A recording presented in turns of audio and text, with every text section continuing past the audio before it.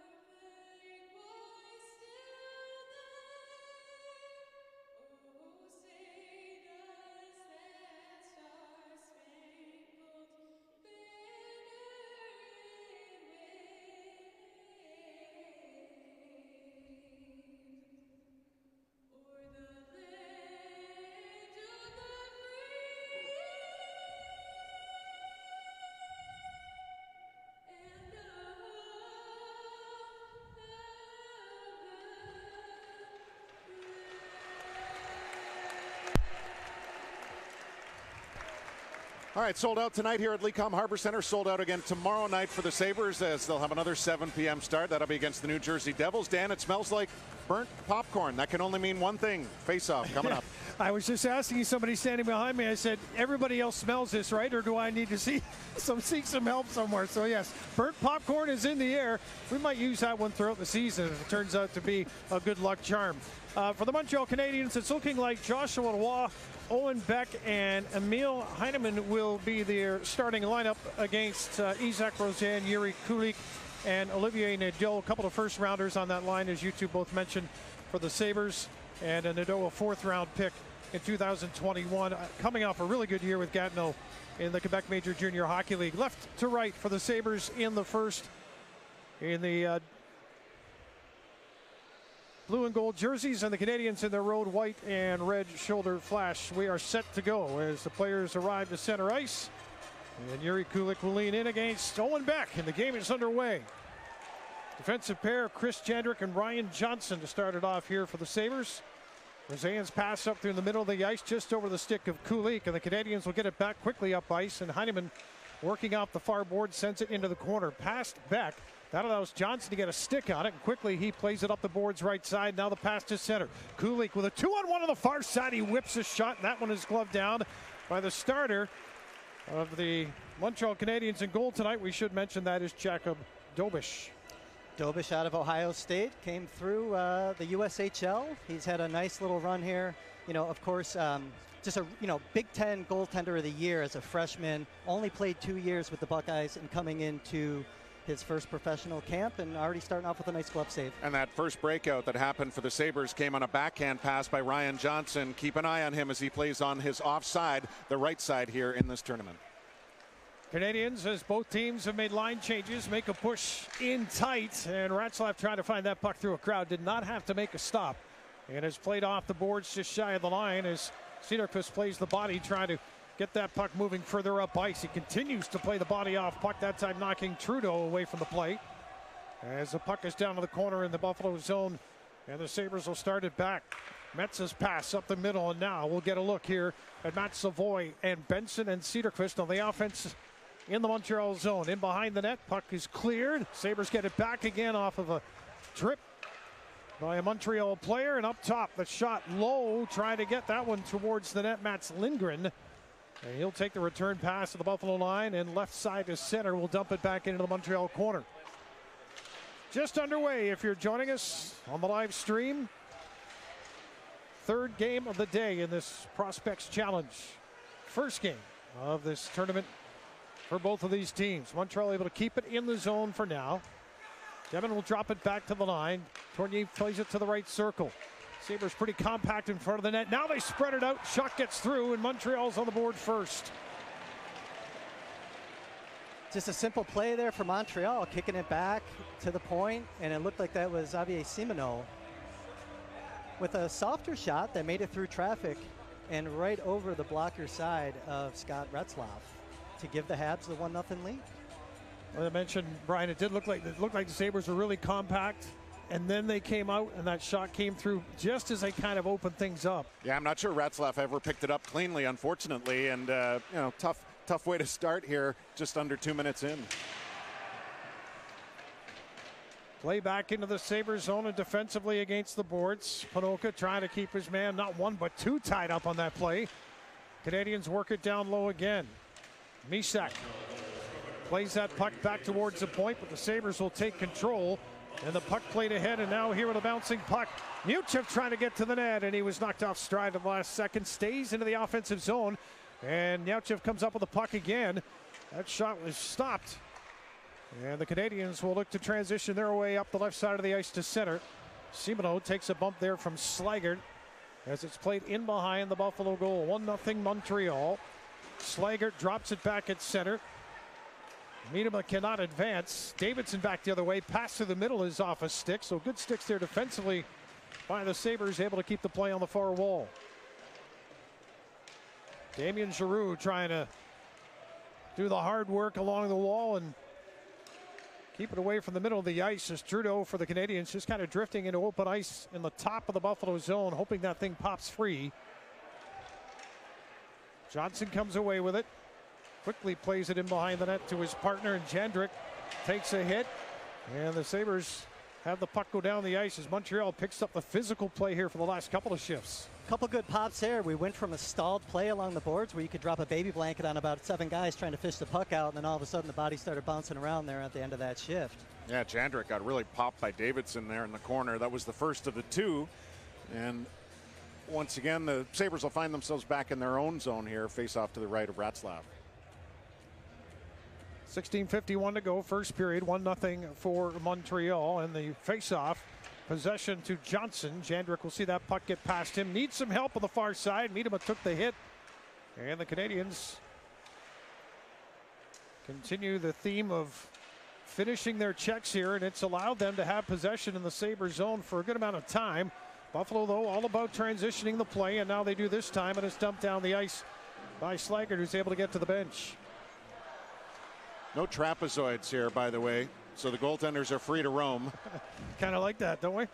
Canadiens down the right side on the entry, and that one, Retzlaff has no problem making the stop. Retzlaff from Irma, Alberta. Brian, you probably know it well, 178 kilometers southeast of Edmonton. Population 500. We found that out from Scott Retzlaff this morning, and noted for its fast pitch and softball teams. It is an elite town when it comes to that. In fact, Marty was telling me Retzlaff's dad is in the Hall of Fame in Canada for his efforts in that town. There's one other person that would come up with that in the conversation, and that's our friend Peter Labardius. Oh, yeah. Peter would know that for sure. For those that don't know Peter's name, he's well known in the hockey area. He's a color commentator, or was for a few years with Calgary Flames, but he's actually moved on to do a lot of softball play-by-play. So, anyway, didn't know we'd get a Peter Labardius mention in tonight, but it's happened. Play in the Buffalo zone off to the left of the goal. 4 minutes gone here in the opening period. The Buffalo trying to find some room here to use their speed. Here's that third man up on the play, but it's Rosen. He should be there. They know over on the far side. Stick check, and the Canadiens will bounce it out towards center ice. Montreal looking pretty darn good here in the early going. Sean Farrell was stripped, and now the Sabres with Rosen down the right side. Gains the line with confidence, stands up, passes off, scores! Nice feed across, and the Sabres have tied the game as Mats Lindgren jumps up into the play. Really nice play by Isak Rosen to use his hockey sense to get to the middle of the ice.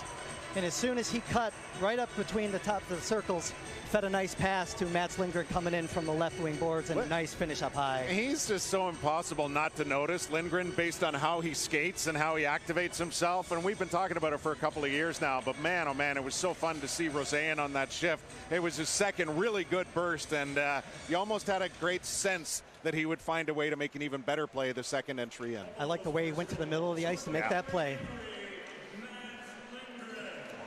Sabres back on it again. Panoka trying to get that one to Benson in front. Shot off the back of the net. Savoy centers. Benson with a look, and that one is stopped. Right out in front. He found himself a great spot against Dobish, who made the save. Seth Appert talked to this team coming into this game about playing fast, thinking fast, and if there's one line that's going to be able to do that, it's going to be the Savoy unit out there with Benson and Cedarquist getting to the net and using that big body. But Cedarquist is in a great position with these two line mates there because he could just park in front, let those guys buzz around and make plays. Yeah, and he'll get some power play time too if and when we do see some infractions called.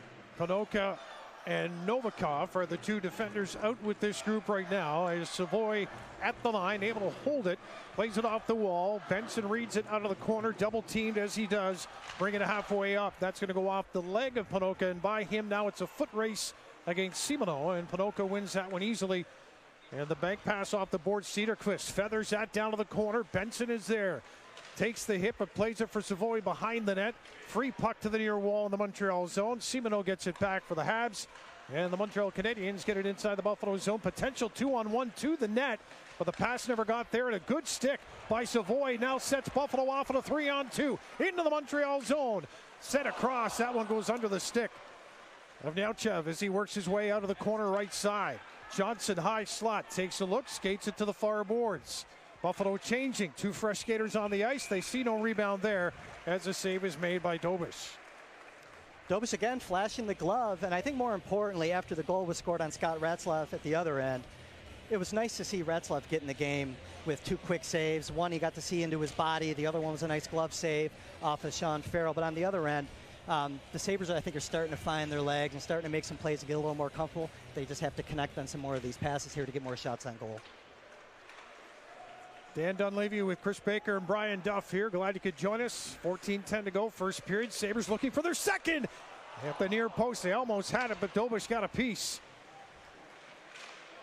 Sabres picking up their aggressiveness in the offensive zone here. Tyson Kozak with Kisakov and Neauchev, and now the Canadiens able to tip it on the Buffalo side of center. Retzlaff is going to keep this in play to the corner, and Johnson off the skates onto the stick. Neauchev looks up the middle. That pass is going to go all the way down the ice. And a chance to remind you, you can stream live games with MSG Plus free with an eligible TV subscription or monthly, annual, and per game plans, all available today. Go to msgplus.tv so you can learn more about these plans. You see Montreal starting to get a forward high out of the zone early, getting in the neutral zone to kind of stifle. You know, the Sabres have to bring a defenseman back to cover that man. It's going to open things up a little bit. Something to look out for here as this period progresses. Kozak will take the draw. Off to the left of Retzlaff. Sabres try to whip that one outside the zone, off the leg of the Montreal defender, and a chance to work it up ice. But very quickly, Ortiz had that bounce over his stick. Heineman comes back. He's got two defensemen as an option, but he opts to play it ahead for Owen Beck. Played with Peterborough, Mississauga in the Ontario Hockey League. As the Canadiens back into their own zone with some a little bit tighter pressure here by Buffalo as Sabres try to create some turnovers. Canadiens gain the line, but a nice play stepping up to break that one up. On the play is Damien Giroux. Read it well. Not a lot of room here for Slaggert as he gets into the Montreal zone, and he'll turn and head to the Buffalo bench. 1-1 game, 12:47 to go, first period. They don't stick down. You could see that was a possibility as he read the attempted breakout pass to perfection, but the Canadiens will skate their way out now to pass to Farrell on the left wing side, trying to hit the middle lane. That's not there, mainly because of the coverage of Mats Lindgren, who skated with the Montreal forward very well. Now Kidney will play it along the wall. Chance now for Nadeau to slide it ahead. Roseanne trying to make his way around Tournier down to the corner. Dobush out to play it up the wall. Farrell looking to throw that to the middle of the ice. But the Canadiens do keep possession here as Buffalo changes. Puck played to center ice, and it's dumped down into the Buffalo corner.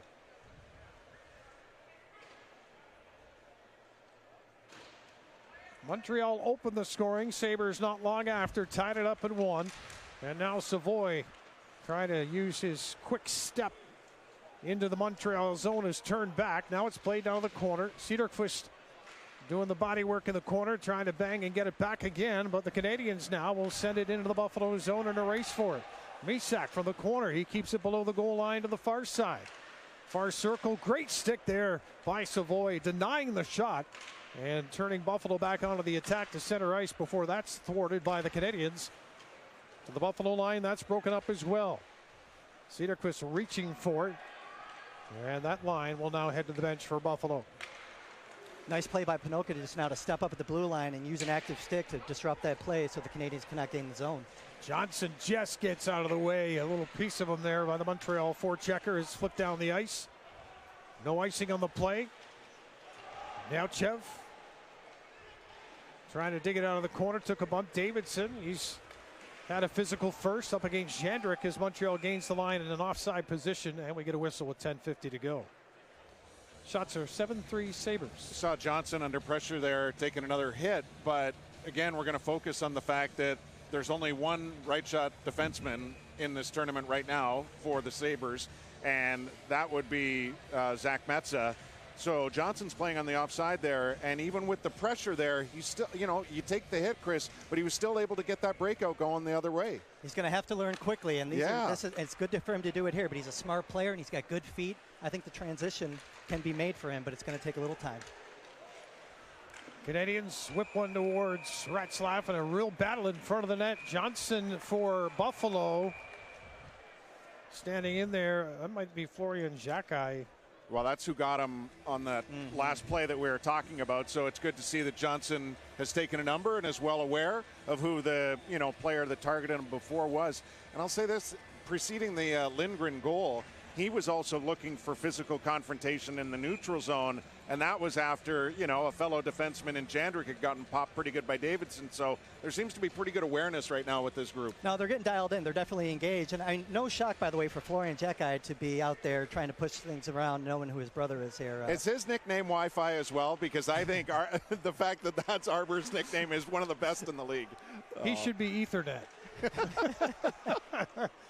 All right, that was a bad joke, but you laughed at it, guys, so I appreciate it. We're paid to. Yeah, here's Kozak plays it back to the line. Shot is blocked, and the Canadiens come right back. Good defensive play there by Jandrick. Got the stick in the lane and just kept the play on the wall, forcing the Canadiens now down to the corner. As Joshua Roy played with Sherbrooke at Quebec Major Junior League. Part of the attack for the Canadiens. That hits the pads in front, but good defensive help to clear it. Up but not out. And Tournier looks to the far circle. That one goes off of Heineman, who has it in the far corner. Tries to get it back for Beck. He can't get the shot away, and Yauchev will play it off the boards and down the ice. Look to the bench, but he's going to stay out there because the puck stays in his lane. Now he can get to the bench. Slager chasing after it. Beck, who's been out there a little bit now, gloves it down, and we get a whistle to stop play. Great stick, great awareness from Ryan Johnson about 30 seconds ago to clean up that puck right out in front of Retzlaff and get that puck out of the Buffalo zone. Again, we're paying attention to Ryan Johnson, obviously, because he's playing his offside tonight for the first time. He's always been a left side defender, whether it was with Team USA at the World Juniors or throughout his 4 years with the Minnesota Gophers.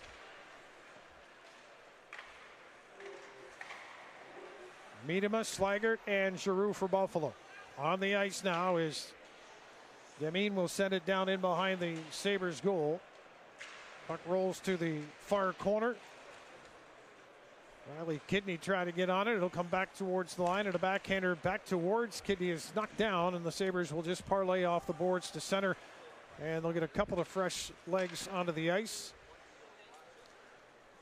With just under 9 minutes to go here in the opening period, and Montreal iced the puck. Shots 7-4 Buffalo.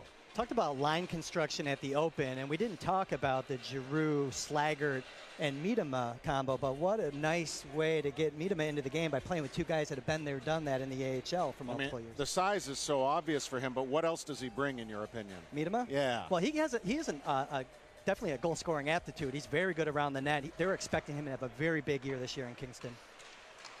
Kingston and Windsor in the Ontario Hockey League. 52 points, as you mentioned. Last season, a good year. Here's Kulik trying to, speaking of good seasons as it went on for him.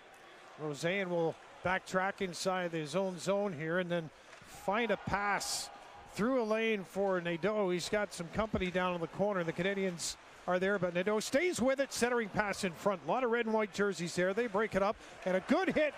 Stepping up on the play for the Sabres, Nikita Novikov breaks up that breakout attempt. Now Panoka on the near wall. Look out, goaltender's your friend in that instance. And Novikov on the far wall takes the hit. Panoka shows for the return pass. Quickly for Nadeau.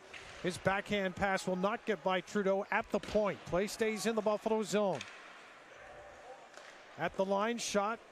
Pad save easily made. David Reinbacher thought he had maybe a better opportunity than he did. He didn't get all of it on the shot. Puck flipped high into the air as Montreal changes. Johnson far corner, a little fake, and then he'll go straight ahead with it. Off the skate of Savoy. Jacki plays it back. Montreal to center and a tip into the Sabres zone with 7.5 to go in a 1-1 first period.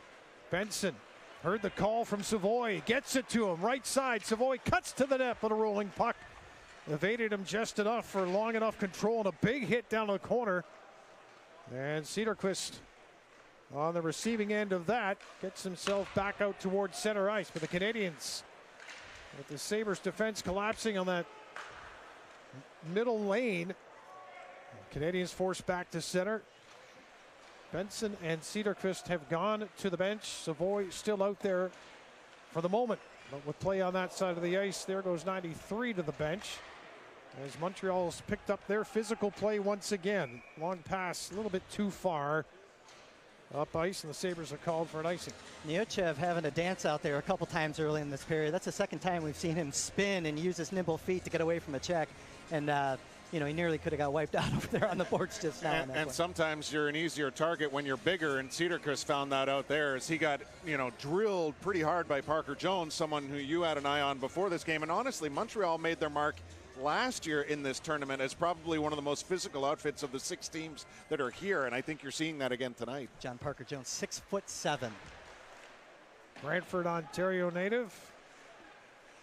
And Chris, you mentioned that certainly as far as Seth Appert is concerned, and Duffer, you would know this too, all the Rochester Americans for the Sabres are very familiar with a lot of these Laval guys out there because they've seen them enough. Yeah, not surprised to see these guys dialed in early. I mean, that Laval team has given the Emirates fits over the past 2 years, knocking them out of the playoffs in 2022. And then, of course, I think they split the 8 games last year, a couple of high-scoring games, but definitely some hotly contested physical battles in those 8 games. It's got that feel to it here, doesn't it? No one's really a stranger, as this game has had some pretty good intensity right off the hop. And right now it's Montreal with Owen back in the corner trying to get it towards the Sabres net, but Buffalo forcing the play back to the Sabres line. Beck with a backhand pass, went off the leg. This will roll down into the corner as Montreal start to make some changes here with play in the Sabres zone. Off the boards, not out. In behind the net, Lindgren will quickly make this pass up ahead. Intercepted by Montreal, but a good block in the slot that time, allowing the Sabres to come back the other way on the counter. Third man in on that rush, Slaggert was unable to keep the play in the zone. And Ortiz will come back along with Farrell down this left side. Good numbers back and positioning by the Sabres. And the result of that is Novikov able to bring it outside the line, but they can't get it inside the Montreal end. So it's right back into the Buffalo corner. Novikov defending. Good stick and decent body position there as well for Novikov. And now Buffalo trying to skate it up the wing. No way to get it through the sticks into the middle of the ice. As Rosen trying to lift a stick and get it to the net. He does have it behind the net. He'll drop it back, and there's a hard, low shot that goes wide of the goal. Puck is kept in. Kulik will send it down. Panoka jumps in. He takes a look back to the point. He'll play it there. And the shot from Nikita Novikov gets through, but the save is made by Dobish. Here's another shot. Dobish got a blocker on that one from Rosen. Better shift here as far as the Sabres are concerned for putting some pressure on the Canadiens, and they'll now go to the bench. Nice job with the Sabres using motion on the outside to find openings to get some shots off on goal from the inside. That was a nice sequencer for the Sabres forward line and the defenseman for that matter. Johnson steps up with a freight train coming in a hurry there on the near wall. Johnson gets it back again. Puck bounces on him a little bit. He'll play it ahead. Cedarquist right side. Taking what they give him to the circle. Now up top to Johnson. Little shake and bake for Savoy on the right side. Took the shot. I thought maybe that had some eyes to find its way through, but it comes out the far side. Savoy gets it back again. Crossing the blue line. And can't quite coordinate with Cedarquist and Benson in that moment. It was pretty crowded here on this near side. And the Canadiens will flip it out. And Stanislav Demine sends it down the ice. And we get a whistle here on the icing call. Duffer, you had asked me about Ethan Miedema earlier, and then I just got another look at him here on his last shift, and he did a couple things. He's using his big frame. He's a big kid, has power forward elements to his game. He made a play coming down the left side and didn't try to dance around or use speed. He tried to go right through the defenseman, just advance the puck deep and kept it simple. And again, those are simple plays. He's keeping his game simple. He's not trying to do too much out here. And I think, another guy, you want to see him get more comfortable as he goes, but I like what we've seen so far. Yeah, and the fellow 6'4" teammate of his on the blue line, Novikov, has had far more of a presence here in the last couple of minutes as well. So we'll keep an eye on him through the rest of this one. Look out, Dobish trying to dance his way out of trouble in behind the net. The Sabres almost made him pay for it. Johnson up top, walks the line. Neutchev steps into his shot. Good traffic in front. Gets it back again and fires it. And that puck comes to the corner. Kozak protecting the puck. Looking for some help. Neutchev jumps in to help and gets it to the front of the net. But Montreal able to break that one up. And Simoneau will flip it with under 3 minutes to go now in this opening period deep into the Buffalo zone. Jandrick gets his man all tied up. And then Johnson's pass goes awry and into space. Heineman jumps on it. In for Beck, back to Heineman. We got a penalty in front of the net being called. It's a cross check. I believe it's going against Montreal by the looks of the disappointment here. Parker Jones definitely contesting the call here. But we're going to see the Sabres power play here for the first time with 2:45 left in the first period. Yeah, as they'll look to take the lead for the first time, even though they feel like they should have had it seconds ago. Kisakov somehow, it was almost like he knew it was wide open and then just lost it on the partial wraparound. Ultimately, though, a really good shift for that Kozak line once again. Last 3 or 4 minutes, you've seen the Sabres really fast scarf off loose pucks and, generate second opportunities. All right, let's see what the Sabres come up with here on the power play. First one of the night. Roseanne on the left boards. He'll play it up top. One-timer near circle, and that one from Kulich is stopped. Dobish got in front of that one. Metsa. Now a Kulich again at the near circle. Glove save by Dobish. That may have been going wide, but the big man took no chances. 19 seconds gone in the power play. Victor Nyauchev getting his welcome to North American hockey moment with a little bit of a yard sale activity there, losing his stick. Definitely swiped out of his hand with a very aggressive stick lift there in front of Jakub Dobish. Kulich not afraid to continue shooting. Obviously, we saw it in the last half of the regular season, and then he scored in the first 6 games of his AHL postseason career last year, and he had 2 really good looks there to start the power play unit. Again, this will be, this is a nice opportunity for Metsa to get out there, power play time, and ultimately Nadeau for net front presence here. Dobish listed at 6'3", but it's got to be the red pads that make him look like he's about 6'5" out there. He makes himself big. He's done that ever since he was with the Omaha Lancers of the USHL. He looked like a 6'5" tendy out there. Roseanne will backhand it back inside the Buffalo zone, and no rush by the Sabres here on the power play. Get everybody into position. And a couple of days to practice their thoughts with the man advantage. This is Nadeau down the right side. He'll play it down to the corner. Kulich takes a bump, tried to turn to get the puck back. Nadeau comes down to make sure the Sabres are not outnumbered on the puck. That should be the other way around. So 3 Canadians are hunkered down in the corner. Metsa is the lone Sabre who really, well, he's the only one above the goal line at this point. If that puck comes free, it does, but it's into the crowd for a souvenir. And 45 seconds left in the power play. So now, Chris, we'll get a chance to look at what is technically the number 1 power play unit here, Savoy. We'll have a chance to work some magic. Zach Benson's going to be out here too, and the game's only goal scorer so far for Buffalo, and that is Mats Lindgren. Offensive zone start here. Let's see if Savoy, who's been working on faceoffs a lot over the summer, see if he can draw one back here to keep the zone and use these 45 seconds to their advantage. Kisakov and Cedarquist, the other 2 on this power play that still has 37 seconds remaining to work with. Sabres to the goal line. Benson near circle. Fakes up top and faked everybody out. Lindgren is forced back to the Buffalo side of center with company coming. Reset deep inside the Buffalo zone. 19 to go with a man advantage. Now down to 1 minute remaining here in the opening period. Tied at 1. Can Savoy and company change that? With the man advantage. Sent around by Kisakov to the near wall. Cedarquist back to the line. Lindgren fakes the shot. Can't quite shake off the check up high.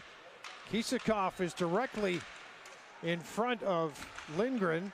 Penalty is over to Montreal, so the Canadiens back to full strength with 37 seconds to go. Sabres still in the offensive zone, looking for Benson.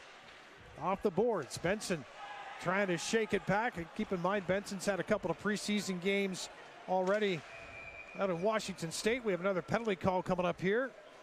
Slashing against the Sabres. And the aforementioned number 9 will go to the box.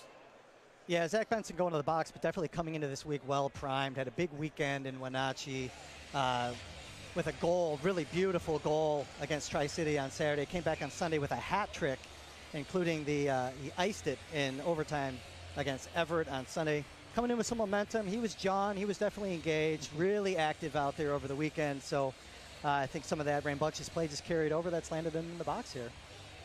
Face off to the left of Scott Ratzlaff, who has seen 6 shots from the Montreal Canadiens to this point. They have beaten him on 1 long shot that time he got a piece of.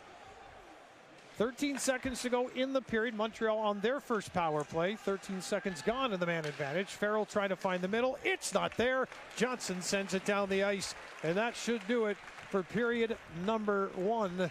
It is a 1-1 score through 20 minutes.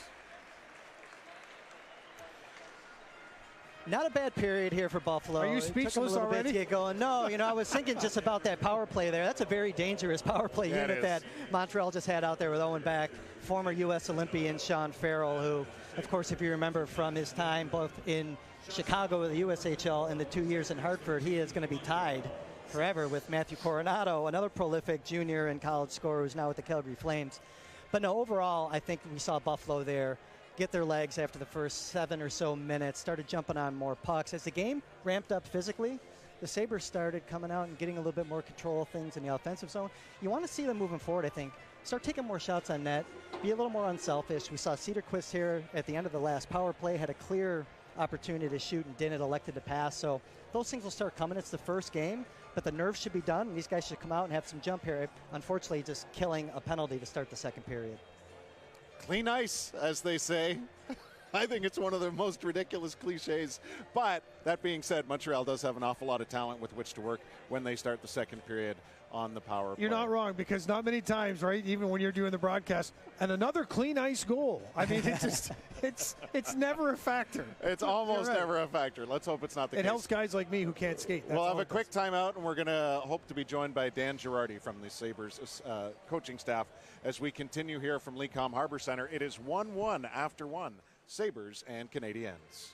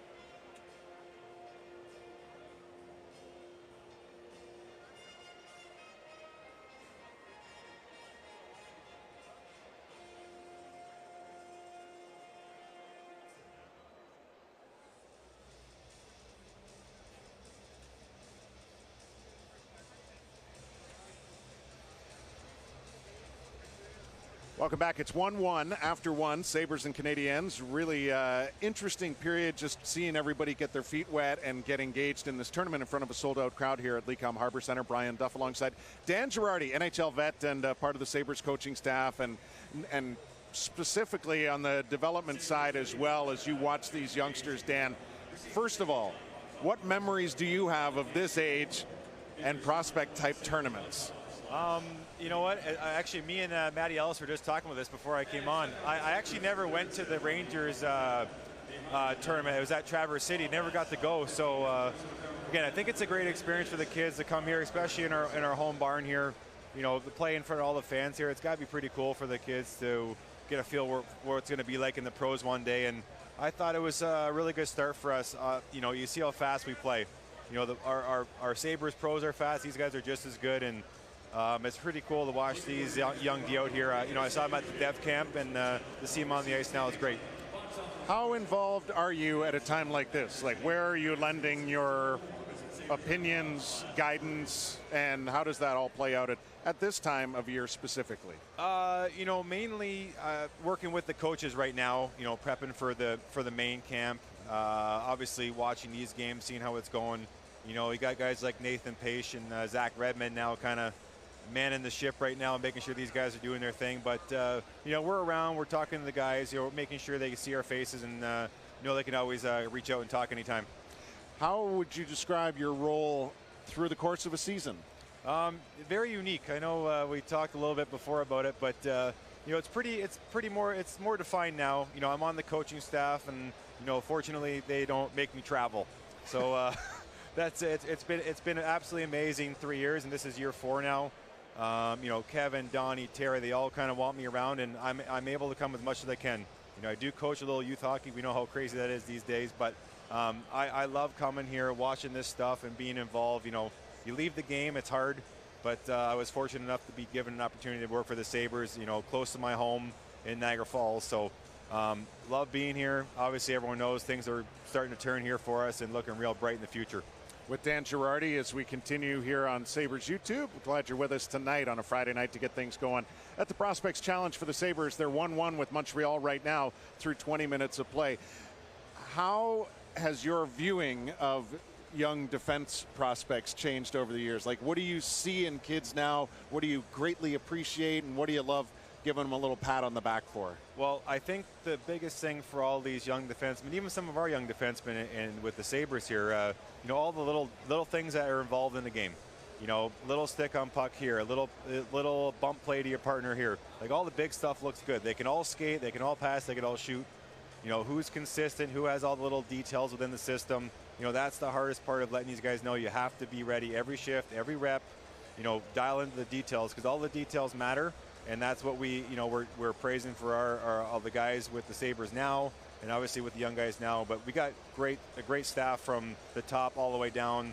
Like I said, Paisher, this guy added Vinny Prospol to the Rochester staff, a guy I play with in New York, an absolute all-around hockey guy, and he's going to be a great addition to that staff. There's no question. And there's, from top to bottom, we're all on the same page. We all want the best for everyone in the organization. It's absolutely amazing. I am curious who's going to learn more this year, Sabre players or Prospel himself as an assistant coach in the American Hockey League. Boy, did he have a good presser this morning. And if you missed it, you can check it out on sabres.com and our YouTube channel as well. But he has an infectious energy and passion for the game. Prospel does. There's no question about that. I think Mats Lindgren has shown that since he was drafted. He just wants to impress. He wants to please. He got the only goal of the first period from Buffalo as he took a wonderful feed from Roseanne. What did you see maybe in that moment, but also in Lindgren overall here as, he is continuing to develop, and one of your peers on the development side, Adam Mayer, I remember a conversation I had with him last year after he'd been out scouting him, and just had such glowing things to say about how he was taking on the responsibilities being asked of him by your development staff. Yeah, he's been great from the start here. Even Dev Camp, I was able to go on the ice with the D-man there. Paisher wanted me to come out with the young guys and talk to them, so I had a great time there, and I got to meet him a little bit. And I'm pretty impressed with all our guys out there tonight. A couple draft picks, a couple American League contracts. All these guys from all different makeups, and I thought Matt's done a great job out there. It was actually funny because I made a comment to Matty Ellis about he missed a little stick on puck in the corner in the D zone, then he goes down and scores right after. So tells you I don't know what I'm talking about. But I think he obviously covers a lot of ice out there. Great skater, great vision. He competes well. Again, he has everything. Again, now it's honing in all those little skills, reminders, and he's been great for us today so far.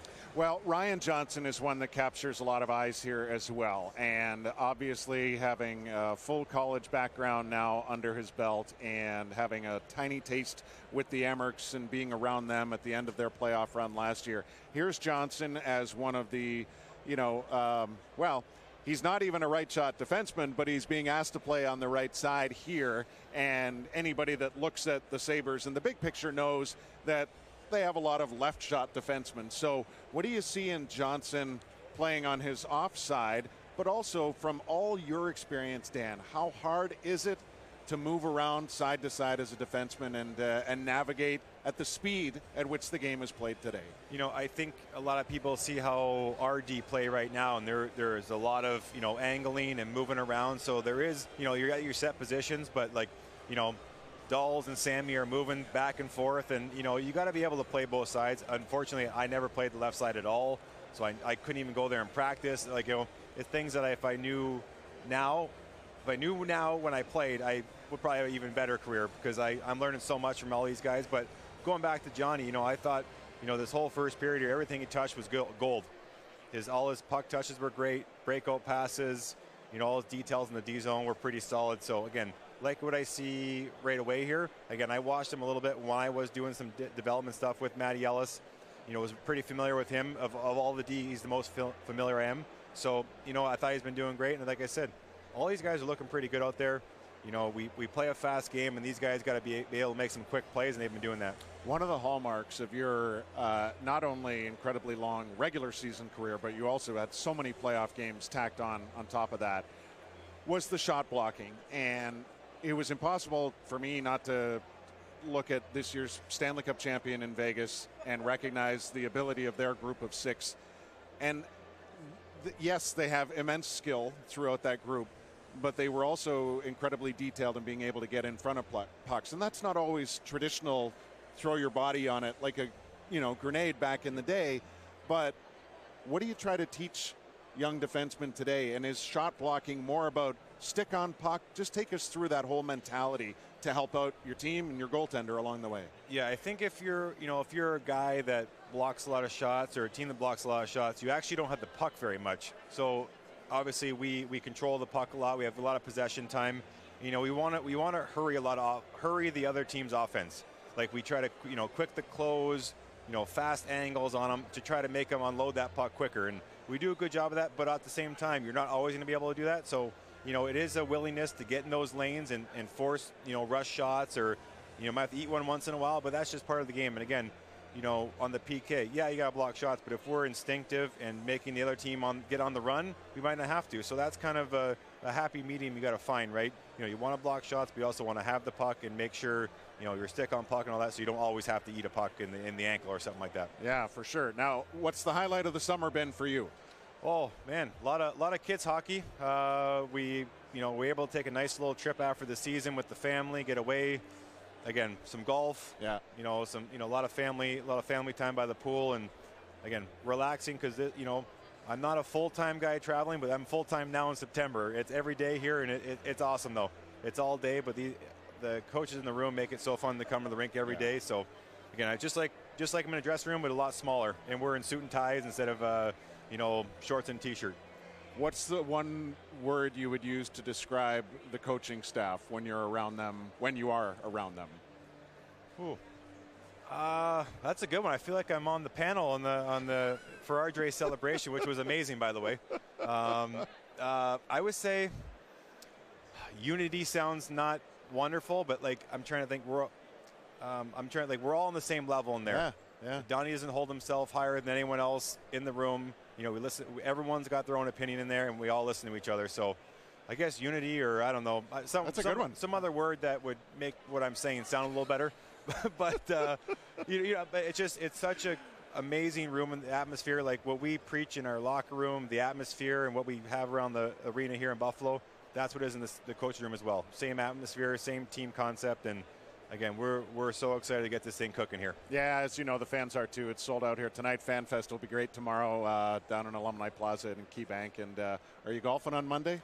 I'm not sure. You know what? I got a couple things going on at home I have to attend to, but I will not be golfing, but I will be here for that 5 o'clock start. Yeah, absolutely. Dan, great to see you. Thank you for the insight, and we'll obviously keep close tabs on the defense corps here the rest of the way. There's Dan Girardi, assistant on the Sabres coaching staff.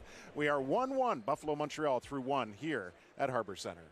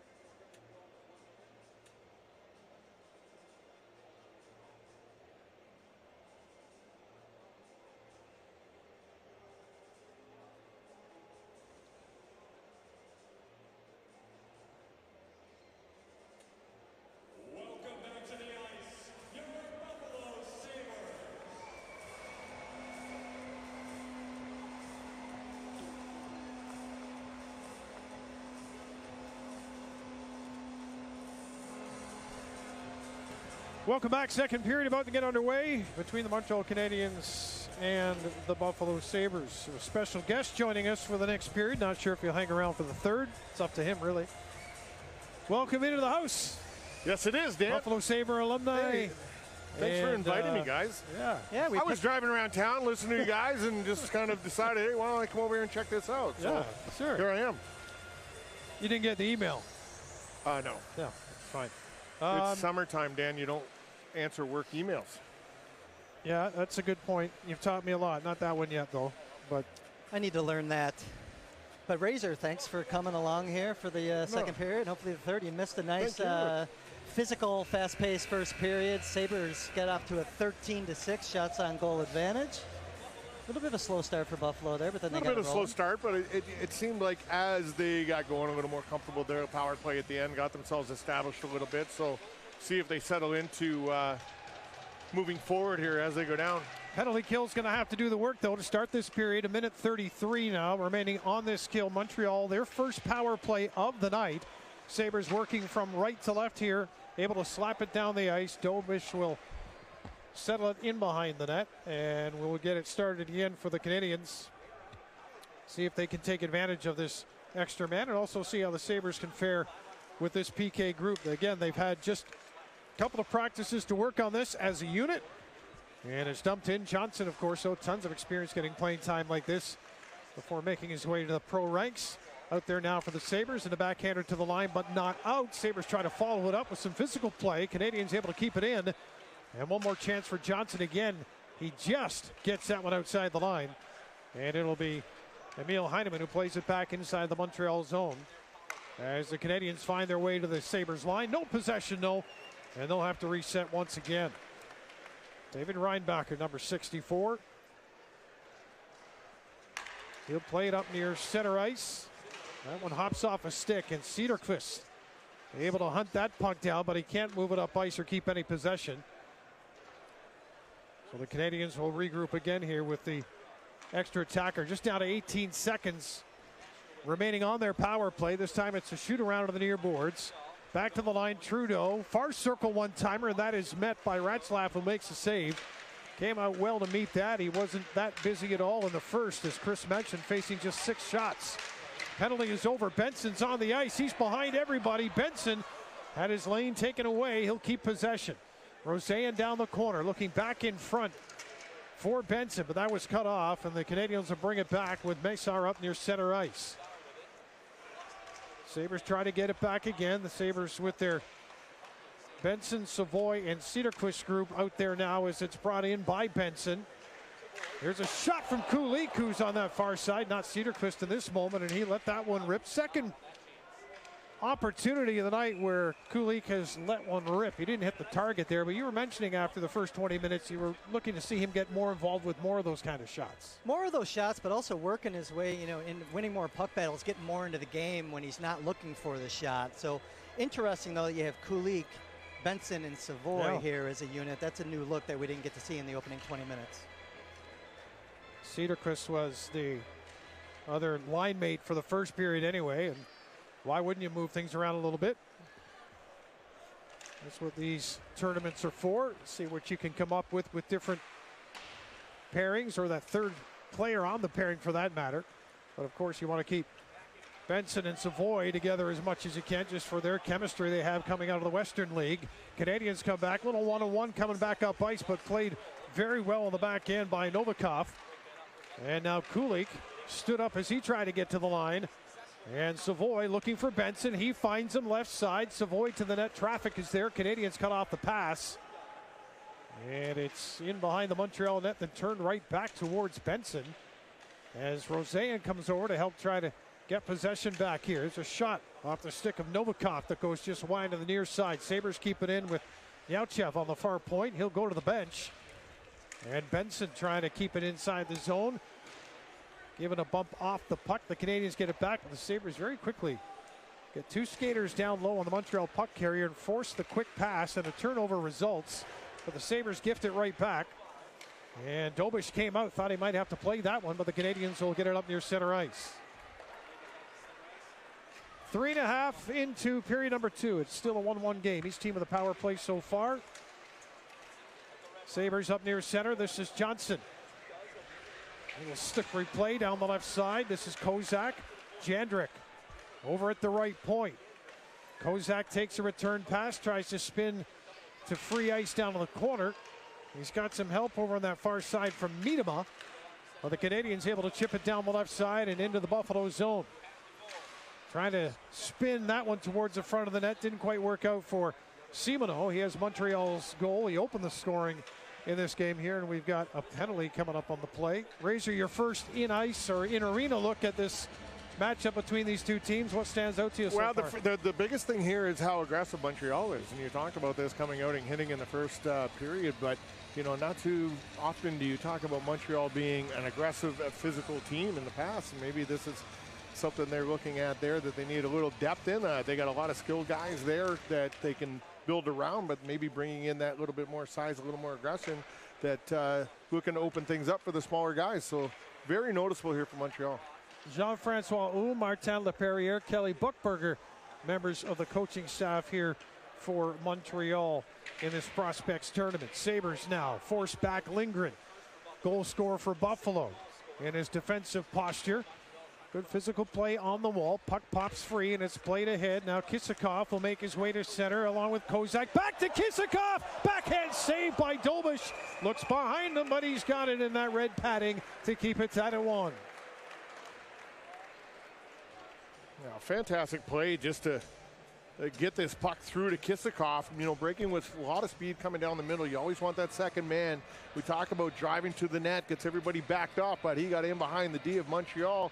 Great pass to him, and he goes to make the play on net. He goes to the backhand, and I think he just popped up and just misplayed it a little bit. Just couldn't get it up when he got in tight there, but right idea, the right place, and just using a ton of speed.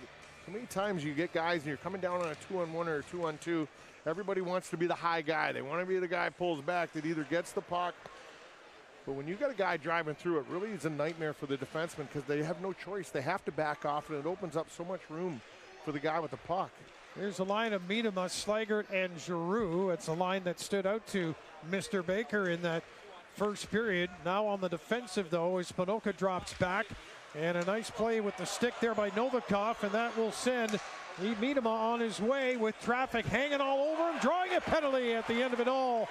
And the Sabres will go on the power play, but right now they've got possession on the wall. Referee decides to make the call, and it's a hold. Oh, I don't know. I thought they're going to give this guy a holding call here coming back, but he had one hand on his stick, and he was using that hand, getting it in front of him, and he poked the puck away a couple times. I don't know. That's a tough call. He's pleading his case right now as he goes to the box, too. exactly as you described it. That's a very good skating two-way defenseman in Trudeau who got whistled for that play there, that penalty there. But Ethan Miedema, that's what you want to see from him. It's a power forward, lowered his shoulder. He didn't try to get, you know, cute with the puck, just straight line, just lowered his shoulder and drew the penalty. And you saw he was the last guy coming back into the zone. When that turnover created right at the blue line, he instantly turned the jets on and exploded going down the ice to get that separation. And Trudeau really had to do a job to get back there to help out. But so many guys would get that puck, and then they'd turn the corner and start looking for somebody to move the puck to. He got it, he exploded, he got that separation, and he was able to draw it. Sometimes it's good to have tunnel vision on the way to the net, like Miedema had there. It's also good to have a 6'4" frame with 210 pounds on it, too. Here's Benson, just across the Montreal line. Power play for Buffalo for another minute and 30 seconds, unless they can get one sooner. Heads up over here on the glass. That puck off the glass and down the ice. That would have hit Sabretooth right in the drum. Right in the drum. All right, here's Lindgren. He'll drop it back. Benson at center, trying to drive the Montreal Canadiens back a little bit. He does. Kisakov to the net. Loose puck in front. Give Dobish credit there with that pad save. Subtle play by Benson, gained in the middle of the ice and going against the grain to kick it back to the left side, open up that hole. Well, the big thing is, because everybody's stacking up, the new penalty kill, it's three guys across. The top guy's pressuring one side or the other, so there's always three guys stacked up on that line, plus two of the opposition players, so not a lot of room. So if you don't get them backed off in a hurry as soon as you get into that zone, there's nowhere for you to work with. Sabres with a lot of ice to work with now as it's cleared down into the Buffalo end, and the hard work by Montreal continues here, being a man down, kind of delaying the breakup. Now the Sabres come in. Neutchev trying to go far circle, but again, the numbers are there. That time, Owen Beck from Montreal can't play it up ice. Nadeau from the corner. Kulik leaves it back to the point. Roseanne, quick pass to Kulik on the far wall. They know each other well as they work this power play. Roseanne, Kulik again, far circle, had it tipped. There's a one-time shot that doesn't quite get through from Metsä. Metsä again. Roseanne looking at Kulik. Kulik holds it. Metsa's got company coming all over his back. He turns it over eventually, and the Canadiens come back, but Buffalo with good numbers here to defend, but almost getting in behind Roseanne to create the scoring chance was Trudeau, who just came out of the box. Trudeau again, far circle. Trudeau slides that one across the front of the net. Retzlaff kept an eye on that one, never did have to make the save. Another shot from up top. Rebound, they score right on the doorstep. That one is tipped in. Trigny was wide open there, Dan. He snuck in the back door. Now he's a smaller defenseman, maybe easy to miss, but wide open, not a man on him, and he was calling for that puck. Came right to him, and he just buried it there. I mean, and that's an unfortunate bounce there, going right to Trigny for that goal. Yeah, it was a good save, the initial shot, but too big of a rebound. You know, the rebound popped out 6 or 8 feet from the net, and you got the young man standing there. There's no way a goaltender is going to cover that ground to get back over from the right side to that left, and he had a lot of the net. He got a pad across, but, you know, you give anybody that opportunity and that time right there, they're going to put it in. So nice job by Trudeau, though. Guy taking the initial penalty, he went out there. He created a chance himself earlier. He's the one that took the shot from the point and set up the goal. Retzlaff tested again there as Montreal start to pick it up here a little bit, just as they did in the early stages of that first period until Buffalo kind of started to find their feet a little bit. But that's credit to the talent level out here tonight as we go end-to-end with Buffalo back on the attack, and down low Ethan Miedema gets some help as Damien Giroux, Sudbury, Ontario native, glides over. Now Kozak trying to settle that down. Right wall, stays with it, works his way down to the corner, takes one bump, then a second one. He's fired to the ice that time by Trudeau, and the loose puck picked up by Reinbacher, and he'll skate Montreal out towards center before he passes onto the wing for Simoneau. Now on the far side, pass, and a slow shot drifts in front of the net. Retzlaff does not have this.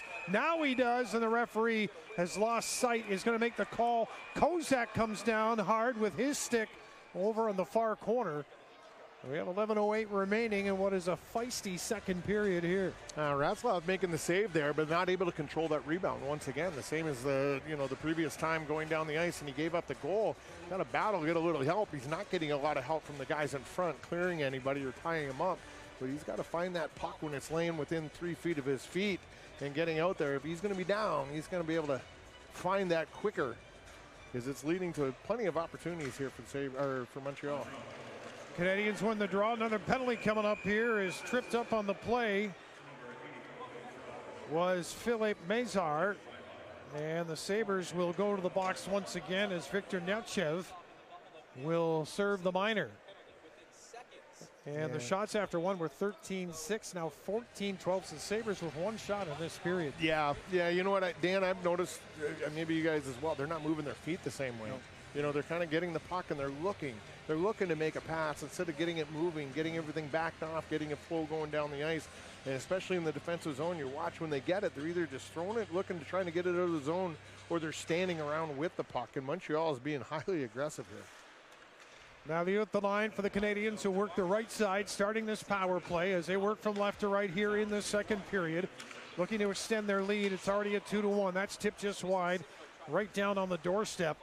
Nice little passing play to free that one up. That shot off the inboards, and Retzlaff easily finds that. Good physical play by Novikov to clear the net area on that one. Well, the Sabres need to start doing that a little bit in front of this net here. Give the goaltender an opportunity. You know, Montreal guys that are in front of the net, they're not big. They're just there. They're willing to put themselves in that position, and they got to do a better job of just directing them. You don't have to hit them. Just get your stick on the lower, right at the top of their hips there, and you can just direct them out of the way. Malieu and Trudeau both out there, and Trudeau will bring it up top. Work it down to the far circle as Simoneau and company, Philippe Mézard, can't get it to the net. That is flipped down the ice by Benson. They haven't set it up yet, but keep an eye on 94 in white, Logan Mailloux. He's got a huge shot, and he's a big-time power play performer in the OHL level. I'm expecting them to look for him here. He's down the right side currently as play enters the Buffalo zone on the boards on the left. Mailloux can't knock that puck down, and now it's Benson who will take advantage of it. 2-on-1 as he makes his way up with Savoy. Benson with the shot, and glove save made as Benson goes firing into the net. And the reaction coming from the Sabres as Simoneau launches Benson into the net. And right away, Sabres looking to stick up for one another. That's Chris Jandrick who jumped in for Buffalo. Not too shocked to see Xavier Simoneau engaged here in some fisticuffs. 5'7", but he's an edgy competitor. We've seen that his entire hockey career. Last year, early in the season, in a Laval-Rochester game, Simoneau at 5'7" got into a scrap with 6'5" Brett Murray. Well, I'll tell you, he was one of the guys in front of the net that were willing to go and pay the price. So he's already scored, I think, a goal in this game. So he's a guy that when you're smaller like that, you've got to learn to pay that price. You got to be a little braver than the other guys sometimes, because you don't want to be labeled as that guy. So right there, this young man's doing what he has to do here to be the difference. And Benson coming back there, going to the net. You got to know you're going to make that play, and you're going to be stopped. There's going to be contact, and a lot of times you just maybe just sort of shut the motor down a little bit. You got to just give that extra second there just to be aware of what might be coming from behind, or take a quick look. 58 seconds remaining of the penalty to Nyauchev, to Buffalo.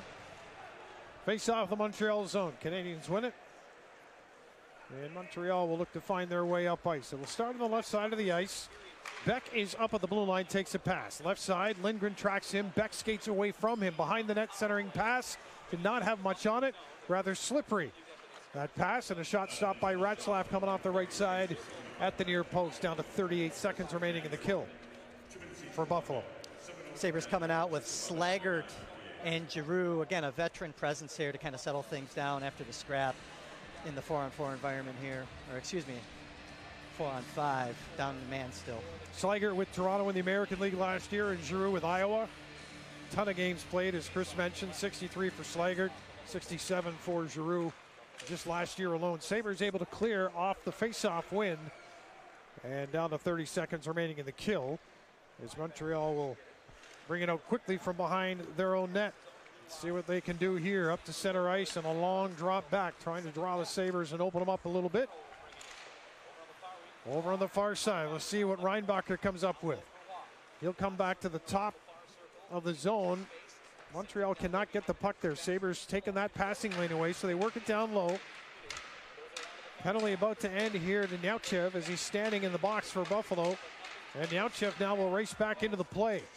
So Sabres penalty kill, able to survive that. They still trail it by a score now of 2-1 with 8:55 to go in the second period. Play still in the Buffalo zone, however, and Lindgren will race after it.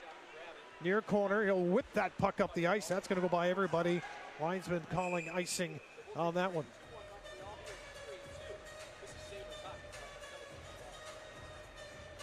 Well, there's a search for some rhythm on offense right now, gentlemen, for the Buffalo Sabres. Just watching the coaches on the bench, actually, for the Sabres here, and they're just kind of, they're trying to work the guys coming in, and then you see the odd coaches kind of staring up to the ceiling, trying to figure out here what they have to do to get these right buttons pushed here to get them on a roll here again. So I think the frustration you're feeling, and not only the guys on the ice here trying to make it work, but coaches behind the bench here too, just trying to figure it out here quick.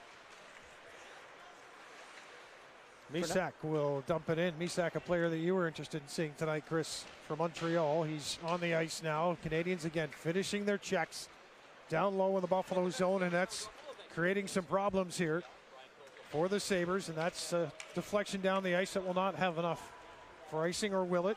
No, it shouldn't, and the linesman makes the right call there to say play on, boys. It gets a little physical down low behind the net. Novikov jumps up, and there's a shot by Rosen, scores! Bar down for Isak Rosen, and the game is tied at 2 with 8:05 to go in period number 2. Razor, you were talking just at the last whistle, looking at the coaches, and they were just trying to figure out ways to get it going. And I was thinking in my mind, just get the puck deep and get in on the forecheck. That's what they just did right there. It was a simple play, nothing crazy, but they were opportunistic with Rosen just catching a puck out in front and burying the opportunity. Yeah, and Rosen just coming in there, he's a little bit of a late guy, and Montreal got caught staring at the puck down low, and then Rosen's coming in from the backside, that quick play out to the front of the net, and he's able to tap it in, but that's a big goal. Sabres, in this period, not tried to get themselves really going that well. Montreal has really dictated the play here in the second period, but right now 2-2 here with 8 minutes left, it gives them a life. Buffalo's third shot on goal in this second period with now just under 8 minutes to play. So the shooting percentage is fine. We just need more shots. Rosen just scored the goal. This time it's a pass. Kulich out of the skates, can't quite knock it down. And the Canadiens look to clear. An aggressive play defensively by Panoka, but he gets some good backup there. Now a 2-on-1 when they don't go into the net. Rosen drops it back. And jumping into the play, Novikov trying to create. Canadiens will counter with 3 back on the attack. Sabres get 3 back, so the numbers are even. And a good read there by Ratzlaff, seeing the situation, just freezes the puck. And now Novikov behind the net, reminding the Montreal Canadiens, we will push back as they continue to converse behind Mr. Ratzlaff. Dan, we talked about it at the end of the first period. There's an opportunity for some of these Sabres forwards to be a little more selfish and get the puck on net a little bit more. And we just had a couple opportunities there where Rosen has the puck. Just get it on net when you have your opposite winger crashing. Good things can happen. Get a good rebound opportunity here. It's contributing to the low shots on goal this period, but you also just want to see him get more in the game, get more shots on net. Yeah, just simplify it a little bit. You know, when you're looking to make that pass all the time, you're thinking too much. And you're always taught when you play the game not to think, just react. Take what's there, react to the situation you're in. And I think too many guys in these situations, they're trying to, be that guy, hey, I can show you that I can set it up. I'm not selfish, I'm this, I'm that. But sometimes it's better for everybody if you do just take that shot, because if you don't score, there's a rebound, it creates a lot more, it gets guys backed off. Here's Kisakov on a 2-on-1, pass across, and Dobish with a glove save for a highlight reel moment for the young Canadiens goaltender. As it was Kisakov, I believe, who had that look over on the far side. Yeah, he didn't get it clean. He came across, it was a beautiful pass, but when he tried to make the play, it just looked like that puck might have popped up on him a little bit. And the goaltender coming across, it kind of floated into him, so it gave him plenty of time to get over there, get the glove up. But if he was able to catch that one clean, I think it was a good chance of being in the net. Kisakov and Neauchev, likely a combination we're going to be hearing a lot of this year in Rochester. I expect those two players to get looks on the same line this season. Kozak touches it back. Neauchev shot off the glass. Montreal, Trudeau trying to one-hand that one around traffic. Better pressure here by Buffalo as Neauchev goes to the net. And that draws another whistle with 6:48 to go in period number 2.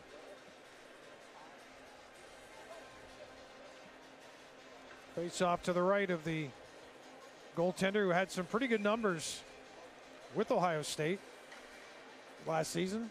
Yeah, like I mentioned, came in as a freshman, Big Ten freshman of the year, all rookie team, had another really excellent season last year, and elected to turn pro after just 2 years of college hockey. 21-16-3, a .918 save percentage for the now clad in red pattern, although he would have been used to that at Ohio State anyway, wouldn't he? Canadiens working into the Buffalo zone. 6:29 to go in the period. Johnson trying to find his way around 2, and now the third Montreal player on the wall trying to knock the pass down. Jandrick plays it over on the far wall. The Canadiens are able to keep it in there with some pretty good pressure as Mesar plays it down to the corner. Puck is played back to the point. Now it's Mailloux who takes a look, risks a shot right into the midsection of Kozak. And after making that block, Kozak just wrists it off the far boards. Looking to get to the center ice, and actually he's going to go all the way to the bench as Jandrick will take it down deep into the Montreal zone, noting that his team is changing and trying to keep the play down to the Montreal end until fresh legs are onto the ice. That would be Benson out there with Cederquist and Matt Savoy. So that line is reunited again. Beck will dump it in behind the Buffalo net. Quick look before the puck is on the stick of Metsa, and he'll skate it to the blue line. Good speed. Tape to tape for Benson in along the line. He'll lift that one high. Savoy knocks it down. It gets to the net, and it's in. Metsa went to the front of the net after Savoy threw it out front. And the Sabres have taken a 3-2 lead here in the second period.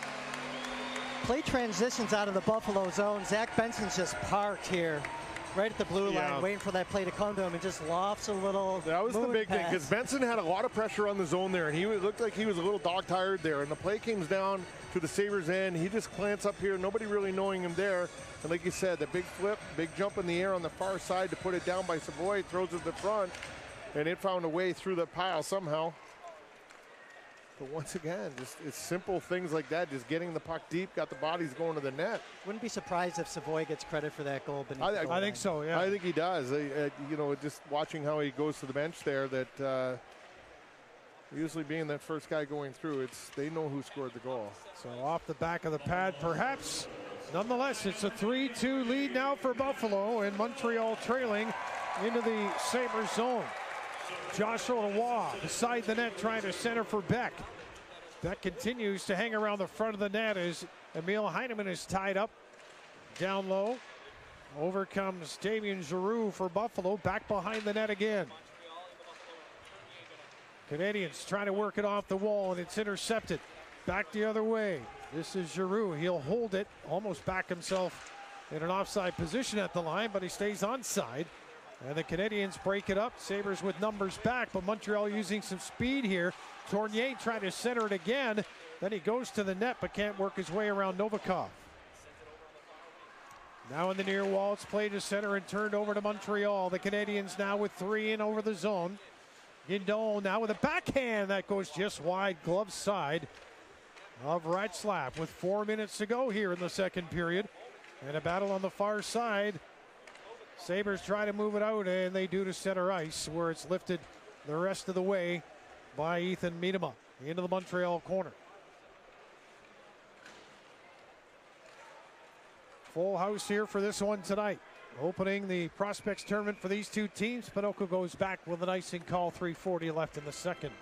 Savoy does indeed get credit for the goal. I think they announced it as unassisted, but I think we can give an assist to Zach Benson with that flipper. Not quite Razor, the $1 million flipper from John Cristiano fame, but certainly a nice depth pass nonetheless. And it was a very good play by Savoy, because that was in a bad spot. He had to jump, get his feet off the ice as much as he possibly can to drag it down and stay with it. So I give that kid an awful lot of credit for able to get control of the puck and still able to get it to the net. So, well, speaking of to the net, Olivier Nadeau goes to the front of the net, and that shot coming in gave just enough trouble to Dobish that he bobbled it a little bit. So your message of playing direct, simple hockey seems to have gotten through to the players on the other side of the ice, because it's a much more direct Sabres team right now. 3.5 to go, second period. Jandrick, there it is, shot to the net. Not a lot on that thing, but I tell you what, that was trouble for Montreal. Sometimes you just need to get the puck through. You Look, can't do it unless you direct it to the net. That's exactly how hard my shot would be. Well, that tells me I got a shot. I've seen you shoot. I think you're right. Sometimes the basic things, just you kind of complicate things a little too much. It's basic hockey. Just get the puck to the net, move it forward, get your feet going. Kulik is stripped, and Parker Jones dumps it into the Buffalo zone. He is a big body out of Brantford, Ontario. Now it's Rosean shy of center. Takes a hit, chips that one into the Montreal corner, but he's not yet gained the red line, so icing is a call. There's a lot of guys out there that get paid an awful lot of money to complicate the game, and sometimes it doesn't have to. Yeah, this isn't, you're not a quarterback in the NFL where you're having to study what the heck it is you're calling out there. It's get to the net, defend, sticks in the lane, all that stuff. Jan Mysak out here to take the draw for Montreal. Former World Junior line mate of Yuri Kulik at the August tournament coming out of COVID.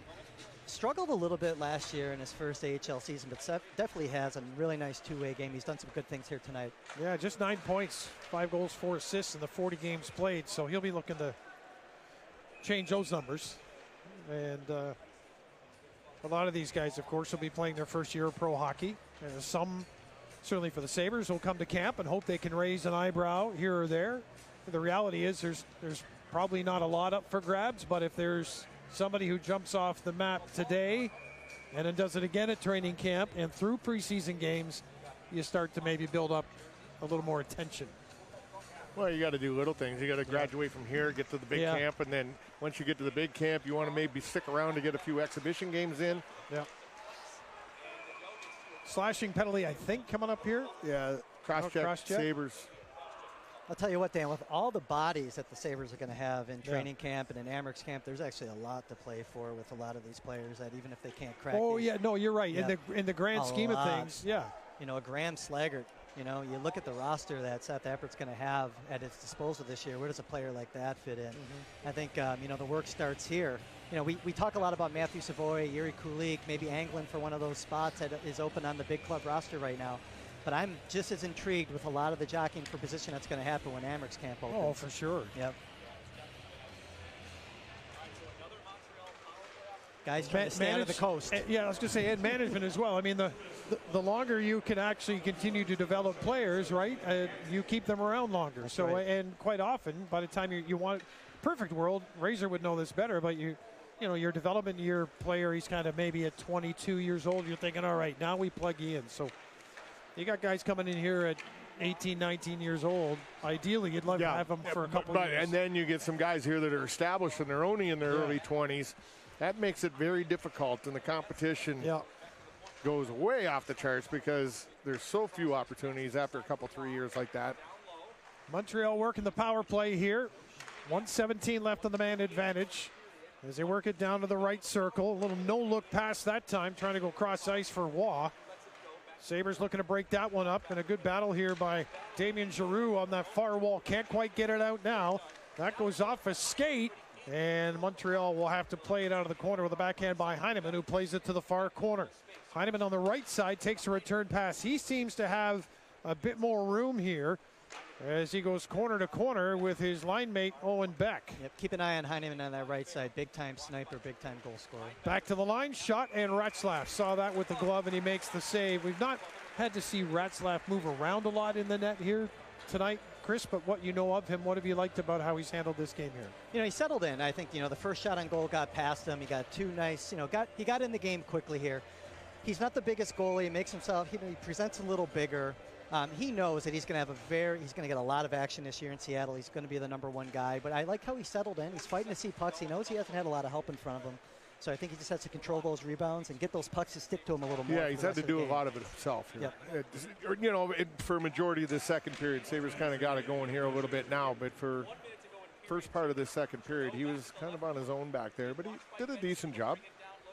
Canadians with Trudeau working it down low. They're in behind the Buffalo net, centered in front. And I don't know if Ratzlaff got a blocker on that. I think he did, as he kept it out. And Montreal down now with 42 seconds to go in the period and 8 seconds to go in the power play. The Sabres able to clear it down the ice, so the penalty kill seems to have done its job once again. Maintaining the 3-2 lead with 30 seconds to go in the period. Now the pressure's on in front of the net for Cedarquist, and that deflects up off the netting and out of play. So the Sabres go hunting immediately after the kill with both Cedarquist and Kisakov. Now, even with these young guys, the game the Sabres want to play, it's you're coming at them in waves. They call it layers. So it's not going in, it's not forcing in, and they're not going to run you through the wall. They're pushing you in an area where they can attack you and try to get control of the puck. And so the first guy comes, and when he's done, the second guy is right there, and then the third man right on top of it. So if you got that rolling and you got the speed coming at you, it's very difficult for the opposition to get themselves moving out of their own end. Here's a chance off a nice physical play on the boards as Kisakov tries to drop it back. And the Sabres will now regroup here as Montreal send it down into the Buffalo zone with 3 seconds to go. And that will end the period. Before we get one last thought, I want to remind our listeners you can stream live games with MSG Plus, free with an eligible TV subscription or monthly, annual, and per game plan. All available today. Go to msgplus.tv to learn more. Razor, last thought. You just gave a couple on that second period, but maybe more of what do you hope to see in the third a little differently from Buffalo? Well, I think, you don't want to have those letdowns. You're going to have those letdowns in the period. I think for majority of that second period, the Sabres kind of pulled back a little bit, kind of, watched a little more than being aggressive. So you don't want to see those. So you want to see a complete, 20 minutes here in this third period come at, but keep going in the same way as they have been in the last little while here. Keeping the pressure, attacking, not sitting back. And when you get the puck, get your feet moving. Stay out of the box. Stay out of the box and get the puck and dictate the pace. That would be a big thing. Brian Duff will take us through the intermission. A special guest will join him, Chris Baker, when we return. Oh.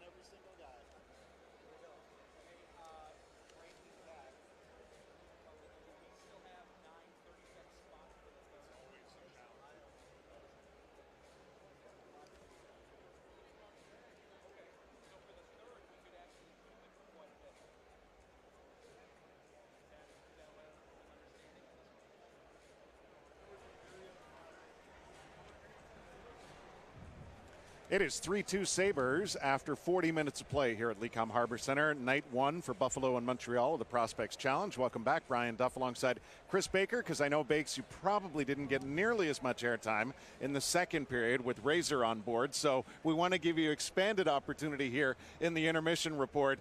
Of course, we're sans Marty tonight. He'll be back on the broadcast tomorrow, and looking forward to chiming in on what will be night two. But I would say that much of the hype, much of the Sabres' first-round prospect hype has lived up to early billing here this evening. I like to see Benson and Savoie connecting there on that goal. We were talking about it, where you can almost telegraph that play was going to happen, where Benson was camped out, took that puck and just kind of lofted. Nice little deft moonshot across over to Savoie, who had to leap into the air and bring that puck down. What, did bank in off the Montreal guy? It looked like he got it off the goal. Because Metza was obviously in terrific position, and I was staring at replay after replay, and it was really hard from the vantage point I had. But you mentioned the leap.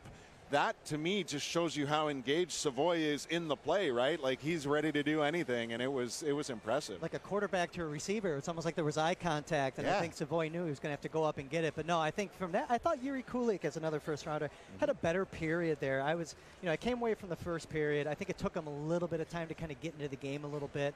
You saw him engaged a little bit more. Isak Rosén, I think, passing up some shooting opportunities, but of course getting that goal, being right place at the right time, Johnny on the spot. That was an important goal for Rosén to get. But no, overall, I think, Montreal came to play tonight, and they have a lot of talent. If you look at Owen Beck in the period that he had, Jan Mysak, doing some good things off the puck.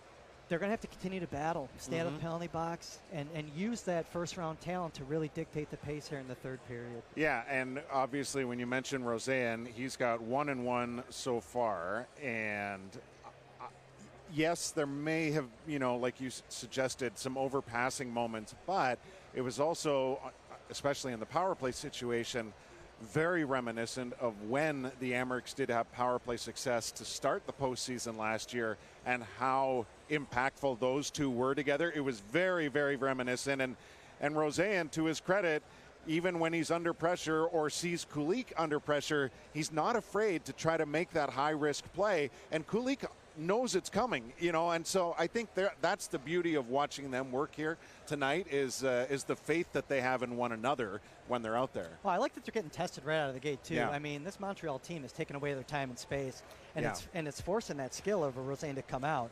But no, I think for the most part here, there's a couple other things too. But I think with Kulik again, third period, I want to see a little more jump, a little more engagement. You've seen him do some things softly when he doesn't have the puck that are improvements over last year. He's being on the right side of his man. You've always seen that with Rosén. But no, I'm excited to see what comes in store here, because now, it's 2 periods in. Yeah. The nerves that were in the first period are gone. They got in the box a little bit in the second period. If they can keep a clean sheet, stay out of the box, I think that the Sabres are in good position here to rebound. I mean, they have the shots on goal advantage, and you just got to keep that. Well, I think, towards the end of the period, Ratzlaff had more saves there. They had that last power play for Montreal where, they had some good looks. So it's an interesting dynamic. They're a team that doesn't want to be giving up much because they want to be in possession of the puck more often than not. And I think they've done a really good job of keeping Montreal out of the danger areas in the slot and the high slot. But you still need Ratzlaff to feel like he can feel the puck. So they got a little bit of that at the end of the period. But what's been key to them being able to limit Montreal to 15 shots so far? What have you seen maybe defensively, from the defensemen, or just structurally here tonight? A lot of active sticks. I think that when, I think of Ryan Johnson. He's made a couple plays tonight, just clearing out loose pucks, stick on stick, stick on puck. Active sticks. They're not the biggest, most physical group overall. If you look at Lindgren and Metza, that's a very mobile pair. Ryan Johnson makes his mark with mobility and a smart stick. I just think their positioning's been good. There's been a couple times where they've stepped up. We saw Norwin Panaka step up earlier, high in the zone, and use an active stick. And I think it's those little plays that have kept the play to the outside, and they've kind of been able to pack it in and block out some of those cross-ice passes. The majority of the shots on goal for Montreal have come with the man advantage tonight. Yeah. And, there have been, it was funny when, not funny, but appropriate and really nice to hear when Dan Girardi joined after the first period, and I kind of started quizzing him on some of the defensemen here tonight. And he said through his eyes in that opening 20, that Ryan Johnson was positive on every single touch puck that he had in that opening 20. So those are really nice things to hear from a guy who's got a real keen eye for it. We mentioned Novikov in the first period. I thought there was another strong play by him defensively to negate a really great opportunity in the second. There was a simple play where, Jandrick got kind of hamstrung on it's one of those 50-50. He was almost in no man's land, right? Like it was probably a quarter-second hesitation. Should I try to keep the puck in or not? And before you know it, it's 2-on-1 or almost 2-on-1 the other way. And then you watch them retreat, and Ryan Johnson just slides over and negates the play. And it's just like, wow, these are the wonderful little understanding moments of how to outsmart your opponent, if you will. No, and the Sabres have done a good job as five-man unit when they've been at even strength, coming back on the back check and supporting the D. There have not been a lot of odd-man rushes for Montreal. Probably give the fourth line some credit for that tonight, too. I mean, we're not talking about them a lot, but their active sticks on the back check have been pretty darn good. Duffer, I think overall in the first period, they after the scrap there, okay, they threw out Giroux and Slaggert, veteran guys. They're both 23 years old. Slaggert, I think, it's soon to be 24. They put him out there to settle things down. Mm-hmm. In the first period, I thought that Slaggert, Giroux, Miedema combo was actually very effective. Miedema drawing a penalty here early, just keeping his game in a straight line, having that power forward mentality, not trying to get too cute. Tunnel vision, we talked about it with Razor on the broadcast. He had tunnel vision on his way to a net, drew the penalty. Well, Razor's paid to talk about him because they're from the same area in Ontario, right? So. Now it makes sense. Yeah. Yes, now it makes sense. But no, overall, I think, because I found in that period the need for the Sabres just kind of simplify things, get the puck deep. They were rattled there, I think, after a couple penalties. Montreal was getting momentum, starting to pepper Retzlaff with shots on goal. And I thought it was really important that they just got back to basics. And what happened? Threw the puck deep, got in on the forecheck, and that led to the Rosén goal. Just a simple play. What a weird play. That looked like it was completely benign. And at one point, prior to the puck popping loose for Rosén, there were 4 Montreal Canadiens below the dot and 1 Sabre, number 79. And I don't know how much he did impact the play, but he was in there trying to do his best, and Montreal ended up making a soft play, and Rosén was all over it. No, right place at the right time again, but it was just simple hockey. Yeah. Simple hockey that led to that goal, and I think it got the Sabres back on track in that period. And coming away with a 21-15 shots advantage after 40 minutes, just want to see them keep their foot on the gas pedal, stay out of the box. I thought it was interesting, Duffer, at the end of that. I think the final shift, the last faceoff down here at the left wing dot, that was Cedarquist in the middle of Nealchev and Kizikov. Cedarquist, now obviously maybe coming off of a penalty, they had to kind of juggle some lines a little bit. And he also had the chance right before that faceoff, right? Yeah. Yes, but I like the fact that, because Cedarquist has a history in Sweden playing center, and I kind of like that look with him, big body. I mean, you've seen the big-bodied guys that the Sabres have. Olivier Nadeau took a ton of faceoffs last year. We haven't seen him take any yet, but we think of these guys as net front wingers, tipping pucks, but they have versatility to them, and I thought that was interesting. They put Cedarquist out there to take that draw. Well, and Kozak is typically out there and, again, doing things that Tyson really showed well as last year wore on. He was more effective in all areas in the playoffs. He had a really good block shot here to start a transition. Also in the first period, it was Nealchev with the first look and Kozak with a rebound. So they're around it, which is great. I know it feels like we're probably going through the whole list here, but that's kind of the beauty of the tournament, right? Love it. It's the Prospects Challenge, and you're getting introduced to some guys who right now in blue and gold are leading 3-2 after 40 minutes of play here at Lecom Harbor Center. Shots 21-15 in favor of Buffalo. The goal scorers, Lindgren in period number 1 for the Sabres, then Rosén and Savoy elevating Buffalo into their first lead of the night. Good call out on Tyson Kozak. Good call out on the block shot. I was keeping an eye on him when he went to the bench. Thought maybe he's going to be grimacing because it looked like he took it right up in the midsection there, maybe just under the rib cage.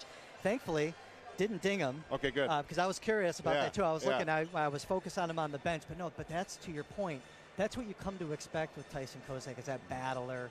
He did some things last year in Rochester. We've always thought of him as a shutdown guy, but the toughness that Tyson Kozak brings to the lineup, and I really like seeing him here right in the middle of the lineup. He's got some nice skill line mates. I thought he's had a decent game tonight. Tell me about his line mates. Chris, we have been blessed for years and years and years with the overtime that you put in. I don't know if it's your primary job or not. I'm still debating whether it is your primary job, but SabresProspects.com and everything you tweet at Sabres prospects, you have really, really focused on so many of these almost unseen, for the most part, Russian kids here in recent years. So to see two of them on a line with Kozak tonight, but specifically the two of them, what are you seeing? Because to me, it looks like a continuation of what we saw at development camp. It is, and interesting line mates, and I think we talked about it at the hop here with Kizikov really being excited to be in the same organization with Neauchev. Little bit different looks to their games. Kizikov, we saw just glimpses, and I thought at the end of the year he started to kind of get things going for his game in Rochester. It was a cultural adjustment and the hockey adjustment, also new system, smaller rinks, but very smooth, efficient winger. His game's on rails, if you notice that. He's a very north-south player. He's very good at shifting directions in the offensive zone, but when he comes through the neutral zone, a lot of speed, head up, and a really good shooter. I've been really interested in watching Victor Neauchev last year because he was a younger player. Young players in the KHL don't get a lot of ice time. He averaged a little over 8 minutes last year with Loco. I think he had 4 goals. I have it up in front of me here.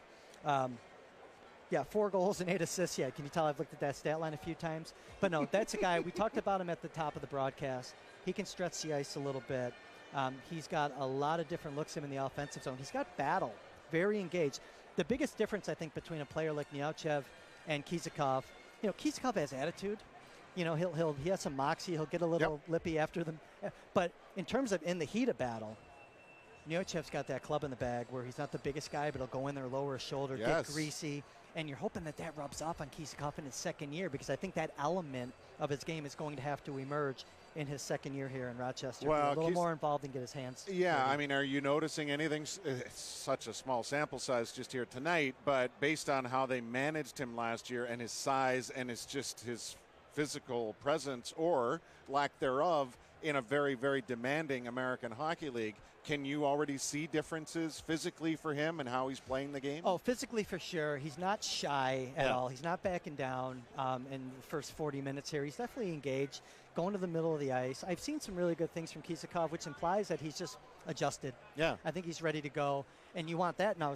So we just talked about Neauchev's style maybe rubbing off on Kizikov. You want that comfort that Kizikov has to rub off on Neauchev to make his transaction seamless. Well, Kizikov had a wonderful first period look on what appeared to be almost an open net wraparound. He just lost the handle. In the second period, he used blazing breakaway speed, was stopped on that opportunity. But we also saw Zach Benson take off on a shorthanded 2-on-1. So we're seeing some really good bursts here. What's the one thing you want to see collectively from the group here as we head to period number 3 with the Sabres leading 3-2? Take it to him with speed. So Seth Apper coming in, talked about play fast, think fast, and sometimes I just want them to, again, stay out of the box, get the puck deep, use their speed to get on the forecheck, counter Montreal's speed with the speed of their own, win those puck battles, and just keep the play in the offensive zone and sustain pressure because Dobish is beatable, but they have to get more pucks to that net. And unless they can get that puck deep and work the cycle a little bit more and grind down those bigger defensemen that Montreal has, I think that's going to be the key, really. Just get that puck deep and sustain that pressure. We'll see if they earn some more power play time. They've had a couple of looks tonight, but not much to show from it. It's a 3-2 Buffalo lead right now at Lecom Harbor Center. Of course, this is a huge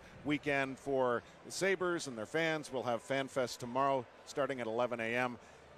outside the arena in Alumni Plaza. It's going to be an awful lot of fun, and of course we'll have Sabres action again tomorrow night here on our Sabres YouTube channel as they take on the Devils. Bills home opener on Sunday, culmination of the Prospects Challenge on Monday afternoon at 5 p.m. Dan Dunleavy, Chris Baker, Rob Ray on the other side of this break. It's Buffalo 3, Montreal 2, third period to come here in downtown Buffalo.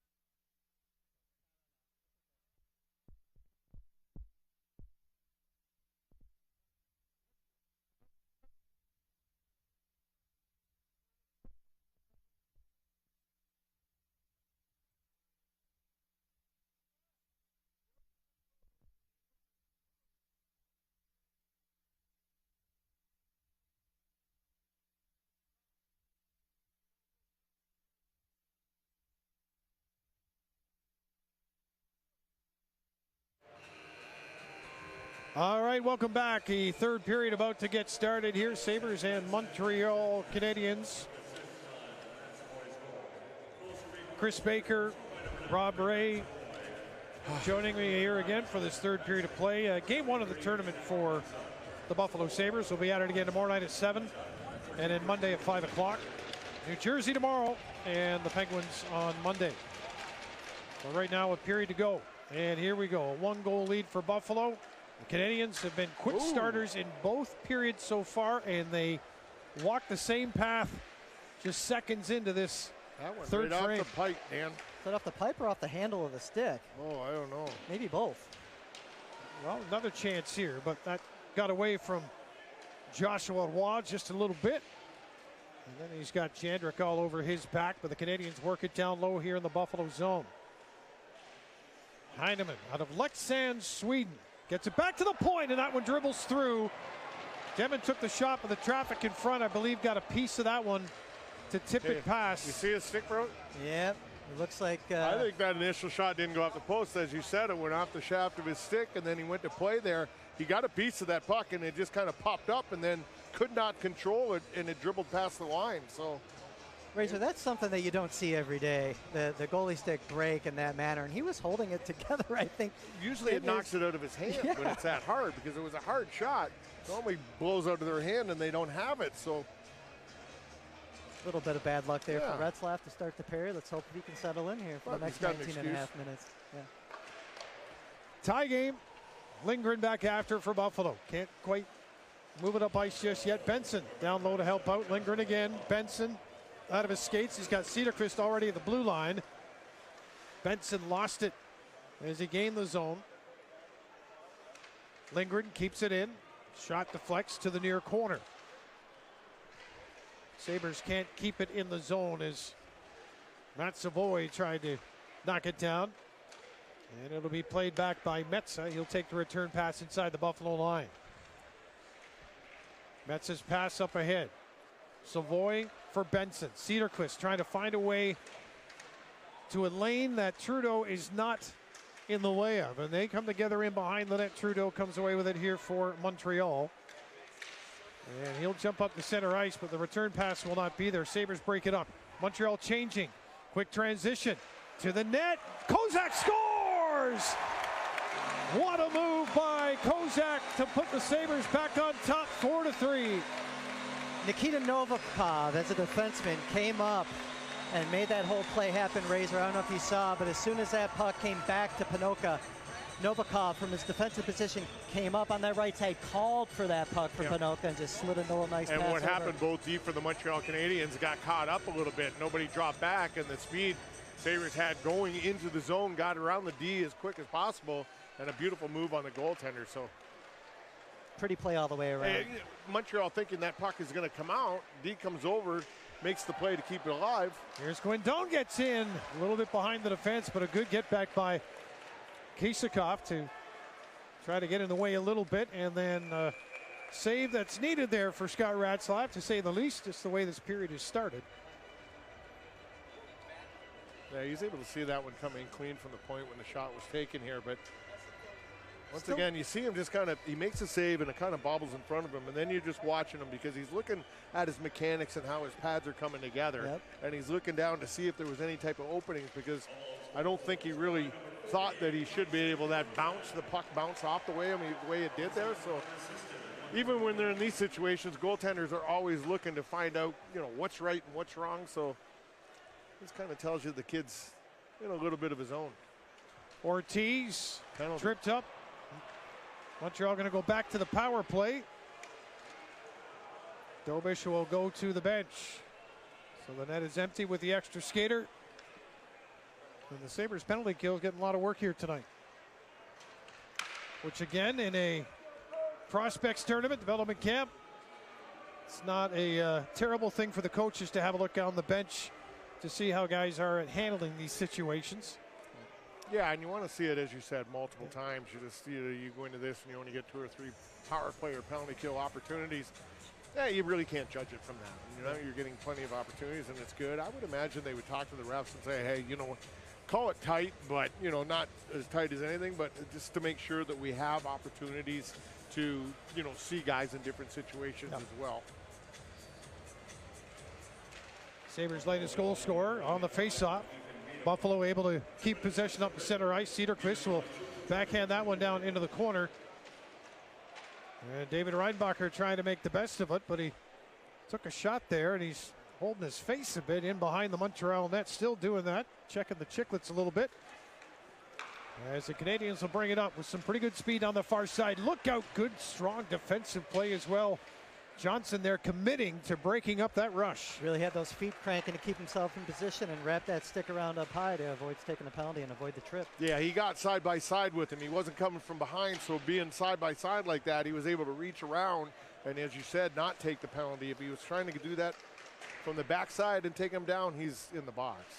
Trudeau stepped up to take that shot, and we saw Trudeau here last year. You can see the maturation in his game. He's got the C on his jersey for this tournament anyway. He's got a shot to be in the NHL as a bottom pair guy. I think he's got a really good look to his game. Works it over the far circle, and Ratzlaff just got a piece of that one. Sends it to the near boards. Farrell takes a bunt from Kulich. Roseanne gets a piece of it. Now Kulich's on a partial break. Here's Kulich trying to create space. Can't quite get to the net. And the puck is cleared to the corner. The Canadiens will have a chance to move it out. Solid back check. Great play on the back check right there. Yeah. That was an Owen Beck check. Yeah, no, but he's been excellent all night. That Just was hard driving. Perfect timing with the stick lift right there, but he never stopped moving his feet coming all the way back. That's a big play. That's the play you're looking at a player to make, and that's going to get more attention than somebody going end-to-end and scoring a goal. Owen Beck played for Canada, the World Junior Championships, also Memorial Cup appearance with Peterborough, so that experience has paid off. And you saw some of that there. So 15:30 to go in the period, 9 seconds to go into the penalty to Miedema, standing up in the penalty box for Buffalo now as Trudeau goes back after. 4-3 Sabres. Miedema's out of the box. Sabres back to even strength. Canadians on the counter. Can't quite get the pass going north-south for Kidney, who goes to the Montreal bench. Savoy onto the ice with Benson. And will Benson eliminate the icing? He will not. Going back to Owen Beck, who made that nice play that got both Razor and I pretty excited at the same time. He had the rare NHL emergency call-up last year also. So in his first year, coming into his first freshman year, already has one NHL game under his belt. But no, I think he's been excellent for Montreal all night. There's been many times where he's been effective in the offensive zone. He's been the first guy back, actually covering for defensemen on a couple occasions tonight. Just a real smart, heady player. They got a good one there down the middle. Davidson wins the draw, and the shot from Parker Jones goes just wide. Pretty good size on this Montreal group out there now. Cederqvist countering. Here's Savoy. Benson trailing behind him. Savoy darts to the net. Stick check. Savoy scores! Came right back to him, and he slips it home, and it's a 5-3 Buffalo lead with 14:44 to go in the third. Guys, the great thing about that, he's going down his up wing. He cuts into the net. He got in behind the D, and you got Polchek. But the whereabouts is find the puck again and turn and fire it back to the net. The goaltender had got himself off that post, off the line, and was able to put it back into the net. That's great awareness right there. Just back that defenseman up, put him in a But quick speed. Quick speed. He turned that on in about 15 foot, and he was going at full speed, and he was at lightning speed within, like I say, 15 feet. That was a good drive-by. Usually you want to see the guy stop at the net. He drove by and actually stayed with the puck, and he got rewarded for it. If he did not score on it, we would have been saying, hey, you should have stopped in the front. You're right. Xhekaj back from Montreal almost runs square into Parker Jones. Parker Jones, puck in his feet, try to get it to Xhekaj in the slot. Sabres filling the middle in their own zone. So the room is up top for Ortiz, looking in front of the net. They crash to the net. Parker Jones stopped by Retzlaff, who covers up. And he made that save. He made that save. He had two guys on top of him. He's laying on his side, and he reached up with his glove and made that save for Parker Jones in the slot, taking a quick shot. Some of these better opportunities that Montreal's generated in the second and early here in the third have been taking advantage of those backdoor plays. We saw it on the Turigny goal in the second period. Snuck in the back door and finished off that play. just here. I think that was Parker Jones who got in the back door, and you know, luckily Retzlaff was there, sprawled out, and made that stop. Face off to the left of Retzlaff.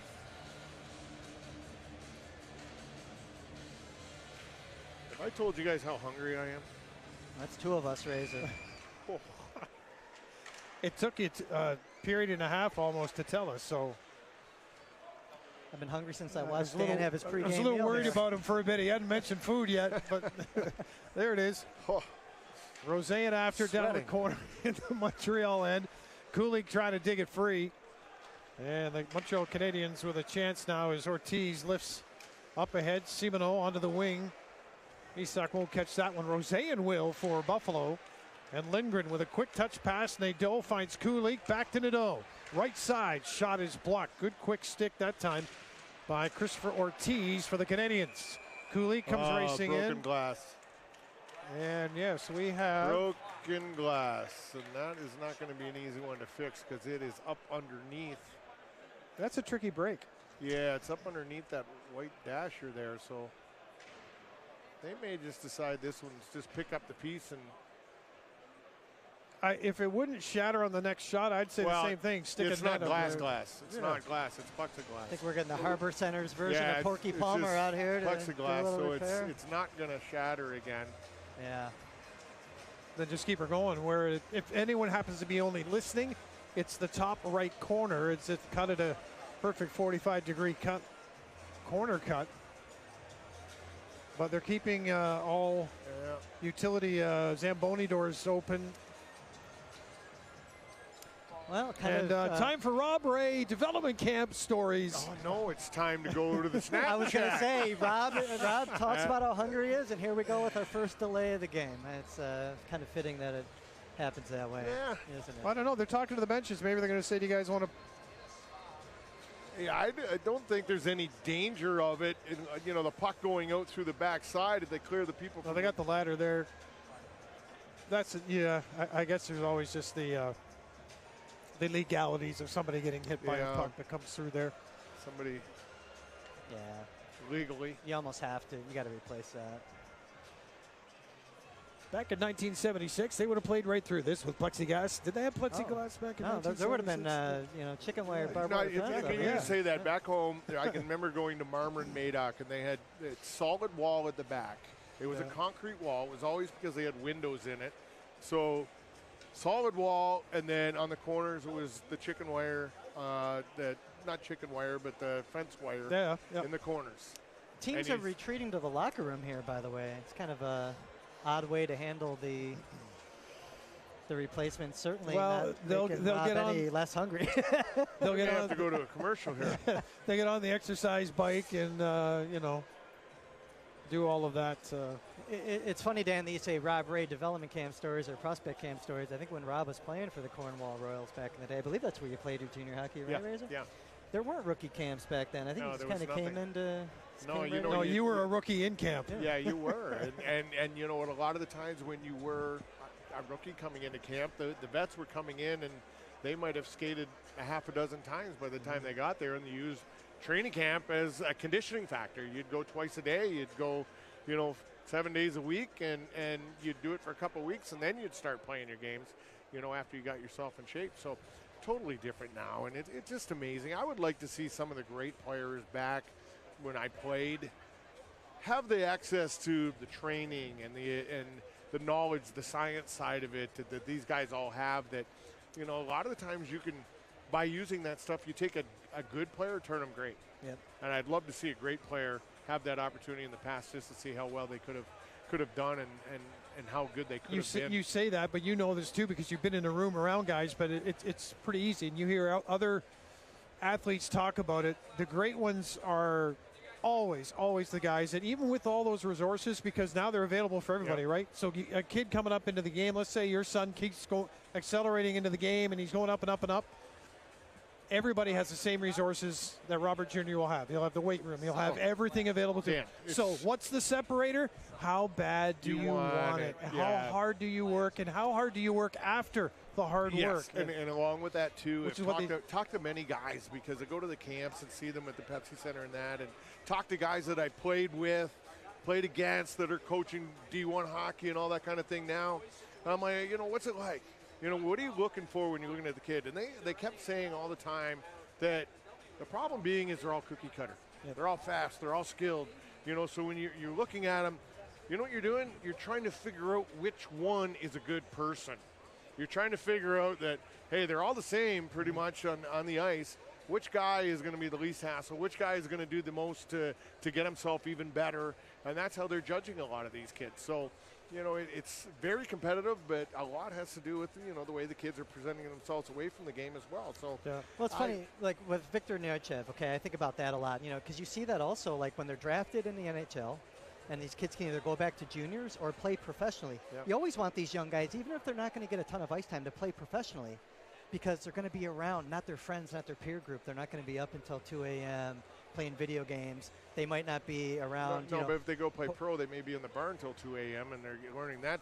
Well, I think some of these guys, though, to kind of, yeah. To follow the line of what we were talking about, like in Nechayev last year, could have went back and played 22 minutes a night in the junior league, but he played You were just having flashbacks. Loco. Yeah, I was. No, but he paid attention to the food he was eating. Yeah, you did. He took it more seriously. Like if you're in the right spot, that is the perfect scenario to be in, because you got older guys, and they have to be willing to pass on to that knowledge, and they have to be willing to help you out and teach you the way. But you can learn so much more from being in that dressing room, at a pro level, even if it's at a minor pro level, that you can possibly in a junior dressing room with a bunch of 16 to 18-year-old kids. We always focus on time on ice and, like with the younger players when they're playing. But I just think there's a lot of other benefits, there's softer benefits that we don't even think about. Being around better coaching, if it's a goaltender, getting shot quality, even if it's in practice. And the crowd cheers as we're getting finally the glass is out. The paint out. Now we just need the replacement can't call it paint glass. to get in. The plastic is out. Yeah. Razor, you and I have not had a chance to talk about this, and we won't be around these guys a lot when our season starts. Seth Appert now, of course, losing two pretty significant assistant coaches who did a great job and who have gone on to NHL opportunities. Nathan Pace, Vinny Prospal. Your thoughts on these two? I know you know them both. I know them both well. Vinny Prospal, when he played, he was such a competitor. And was he a skilled guy? Yes. But his competitive level that he brought to every game separated from a lot of guys. And when you're talking about separating you from maybe this guy at the same level as you, Vinny was the kind of guy that did that. He was a huge competitor. Nathan Pace is a guy he's paid his dues. He's been around. He knows these kids. He's wanting to get into this. He's learned. He's paid his price to get to this point, and he's excited about it. Talking to him the other day at the golf tournament, he's like, I can't wait to get there. I can't wait to pass on, what I have and work with these guys. So that's what you want. You want the guys that are at that level, excited to go to the rink every day, excited to pass things on to the young kids. But they have to be good guys as well, that kids will be able to communicate with them and relate to them. Yeah. You can't have somebody that's going to go in there and they're hard ass and they're telling you this is the way it's going to be and this is the way I did it. You got to be almost buddy like him. For assistant coach job, I think at any level, even the NHL, he's kind of the icebreaker between yourself and the coach type thing. You can go to him and feel comfortable, and he may pass it on to the coach or be that liaison in between. So those guys have to be so open, so willing to listen, but still the guy has to be comfortable with them, that he can trust them. So you say Vinny, talented, competitive. What can a player expect to learn from him? What will he be in their ear about? Well, I think the big thing just being the intensity in the game, the little things in the game. Vinny could score goals. He did a very good job of that. But the little things that he did, battles along the wall, the way he got to the front of the net, he was, he's a pest at times too. He was, got That's under what I guys' remember about skins him. an awful lot. That those kind of things that you can kind of teach somebody that you're not going to learn unless you have that experience. Right. And unless somebody's there like a Vinny that's going to be able to point that stuff out to you. Michael Peck could be in there the last few years. The stuff that Michael did in a game, sometimes he may look at it and go, that's just what I do, but he was so good at it. Yeah. And, those kind of things that now that he realizes the difference and what he could possibly, and what he did different from other guys, that he sits back, and after you think about it, you go, okay, this is what separated me from others, and that's what you're going to pass on. You know, listening to you talk about Paige, the whole time you were talking, Rob, I'm just thinking about that transition that Ryan Johnson's going to make to the professional ranks this year. He's spoken so highly about the work that he's done with Nathan Page as a development coach the past couple of years, and now he's going to have him behind the bench and see him every day in practice. I think it's just going to make Ryan Johnson more comfortable coming into his first pro year. And a guy like Nathan Page wasn't a star, you know, but he was a hard-working guy, did all the things he had to do. I think a lot of the times for those guys that were star players and it just came naturally and easy to them, you don't pass that on. You don't pass that kind of thing on because it was a God's gift. Yeah. You know, the guys that had to work at it are the guys that are able to pass stuff on that younger guys are going to be able to benefit from. It's we're almost set here. The glass is in, or the plexiglass is in. I want to make sure before I ask this last question on this development, then we'll move on. You mentioned a good point because the conversation about development of players now that they are all the same. Yeah. Okay. They're trained the same way. Everything we've already mentioned. So as a coach, how do you convince a player that it's okay not to be the same now? You're here. You did a lot of the things right to get here, but now we see something in the interview in you that's not even on the ice yet. Yeah. Like we see a little bit of a nasty dude in there, or we see whatever it is. Now we need to bring that out of you. Well, that's the thing is what you have to get across to the kids, and that was a good discussion that we had this summer when there was Jeff Skinner and myself and Marty and Danny Guerin that were with these young kids when they came in earlier in the summer and able to be in front of them and talk to them. That the biggest thing is the guys that can adjust. You know, when you're coming in, you may be an offensive player in junior and have been all the way up through. You're going to get to a certain point now that you're turning pro that you may be looked at and go, okay, you know what, might not be able to put the numbers up we need for you to be an offensive player at this level, but we think that you've got what it takes to be that defensive specialist. You're that penalty killing guy, that third line guy that we can rely on late in games and all that kind of thing. And the players and the guys that can adjust and are willing to adjust, I think the biggest thing is willing to do it and understand that this is what they have to do to survive in the game are the good ones. And I think that, you know, you look at anybody coming up through, I got to tell you myself, did I fight a little bit in junior? Yeah, I fought a little bit in junior, but I went to Raj and John Bill Boxmer said, the only way you're probably going to make it is do this. Do you want to do it? I'm like, heck yeah, teach me, show me what to do.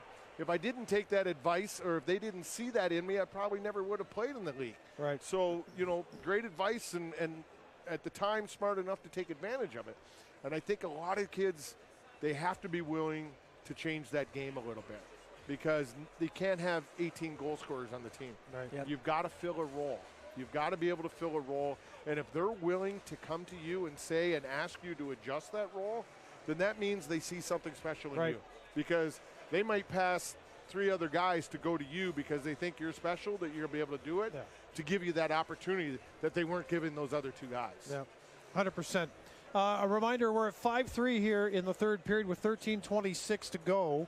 5 belonging to the Sabres. Montreal with their 3 shots on goal, pretty even at 23-20 in favor of Buffalo. We've seen some pretty good things from both goaltenders. Scott Ratzlaff has, again, he's not been diving around the net tonight. The most dramatic thing was a shot that busted a stick in half. He appeared to hold it together while trying to make another save, but the puck eventually went in the net. And then Jakob Dobish down the other end from Montreal has been pretty solid, the big fella. Big, so. just looks wide, looks taller than I know he there's is. 5 goals up there, but it's not like he's played poorly. So No, not at all. But I think going back to Retzlaff, you know, I think, you know, not a bad performance here. Again, a lot of nerves. 18-year-old kid coming in, putting that Sabres, the real Sabres jersey on for the first time. It's an NHL jersey. You know, it's not the 19,000 seat barn here, but it's certainly packed. No, and it's him. not like being a player where you're out there and you can skate around, get a couple hits, and kind of get into a groove. You have to wait till you get those shots, till you get yourself into that game. So it's much more difficult for a goaltender to get himself early in the year. You know, it's like you're still wearing the effects. I always say summer hockey stinks, and summer hockey really stinks for goalies. This isn't quite summer hockey, but it's not full-fledged mid-season not hockey far either. off it, though. yeah, well, and listen, you already know this, but the 2 practices they had, the guys that were working the hardest, the other skaters are working hard, but the goaltenders, I mean, it's constant 3-on-1, 3-on-1, 2-on-1, and they're flailing all over the place trying to make stops. So they're putting the work in. As they're are putting the work down there on that glass. They might just say, it just almost looks like they need about a 1/4 inch cut off that glass just to make that piece fit. I mean, they even have Sabertooth Vila down there. They get a couple that rolls of that crazy special tape they have on TV. Is that a good thing when Sabertooth is down and trying? He's got his tool belt on. Replace the glass. I don't want to put anyone under the bus here from the crew at Harbor Center doing a great job. But yes, when you see Sabertooth leaning on the glass back there, that might be. I think that might be insight into what Sabertooth's day job is. No, now he's backing away and cowering a little bit. Yeah, he knows we're talking about him. I don't know. Well, the referees are back out. You look down the runways. The players are in the runways ready to come out. And yeah, they're hoping it's not a false alarm here. Yeah, you'd think they'd be allowed to at least kind of skate around the zone a little bit. I heard they were going to do this just for concession sales. This is part of development, how players handle a long way off. They don't shut the beer sales down until the 10-minute mark, so they wanted to get a few extra minutes in. All right, well. That's what I heard anyways. I don't know. So you think we get a little brief warm-up when the players come back to the ice? Yeah, I think you'll have to just get a little for the goaltenders. Yeah, let's talk about warm-ups, Chris. How important warm-ups are? I'll tell you what, Dan. You know, I warmed up for about 10 minutes before this broadcast tonight, and I felt great. You were fired up sitting here. Yuri Kulich hasn't done a whole lot in this game. Doesn't have to. What's on the line for him is coming, a week away from now. But what have you thought of his play? I'm just going to start with a few guys here. It looks like we have time. It's fine. I was telling Duffer at the intermission I wanted to see a little bit more from him here in the third period. I think we have early on. A little bit more involved, a little more engaged in the corner battle here, getting some more shots on goal. There's been some things that he's done the right way, though. I think, coming into last year, he had a lot to learn in the defensive zone. I think he found out that the really good point, is a very strong, it's a difficult league to play in. I think he figured that out pretty quickly. Just little details like being on the right side of the man. I've seen him do that here tonight. We always want to see him shooting the puck and winning battles. He makes his mark by his array of shooting skill. He's done some things well tonight, but now that I've seen that off the puck play, now I want to see him do more things on the puck. Okay, so you just talked about Victor Olofsson. Yeah. Can shoot the puck, can score from that same spot where Kulich is. And a lot of times Rob and I would have the conversation of, it's the other end of the ice. It's the digging back to retrieve pucks and start your team on a counterattack when you're being forced in your own zone. I'm not saying one's better than the other. It's just there's kind of similar. They play a similar role. They can. And yes. Yeah, they can. But Kulich, with the experience that he had playing center last year, when Brandon Byro got hurt and they had to move Kulich to the middle, it forced him. You see that just sliding down there? There it is. It's sliding so smooth. Oh, like butter.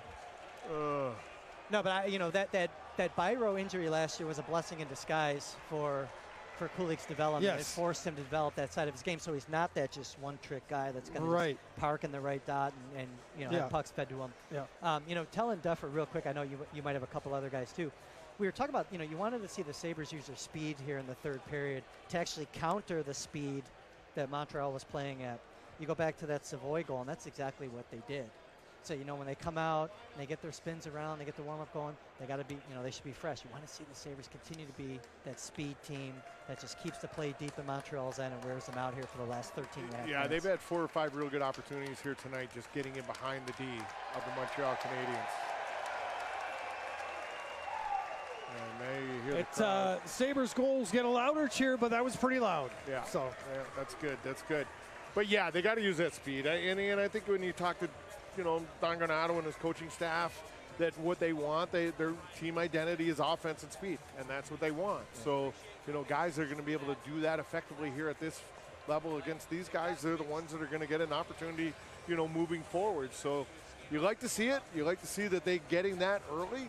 And the big thing is a lot of these guys, if they played in Roch and that, they played the system, so they know what to expect here. They know exactly what they want to play coming in here. Razor, I love your comment earlier. I know we want to put a bow on this because we're probably going to drop the puck here again to resume action. But, you were talking about players kind of transforming their games and having that willingness if they want to play in the NHL. You're not going to have 18 goal scorers, right? Yeah.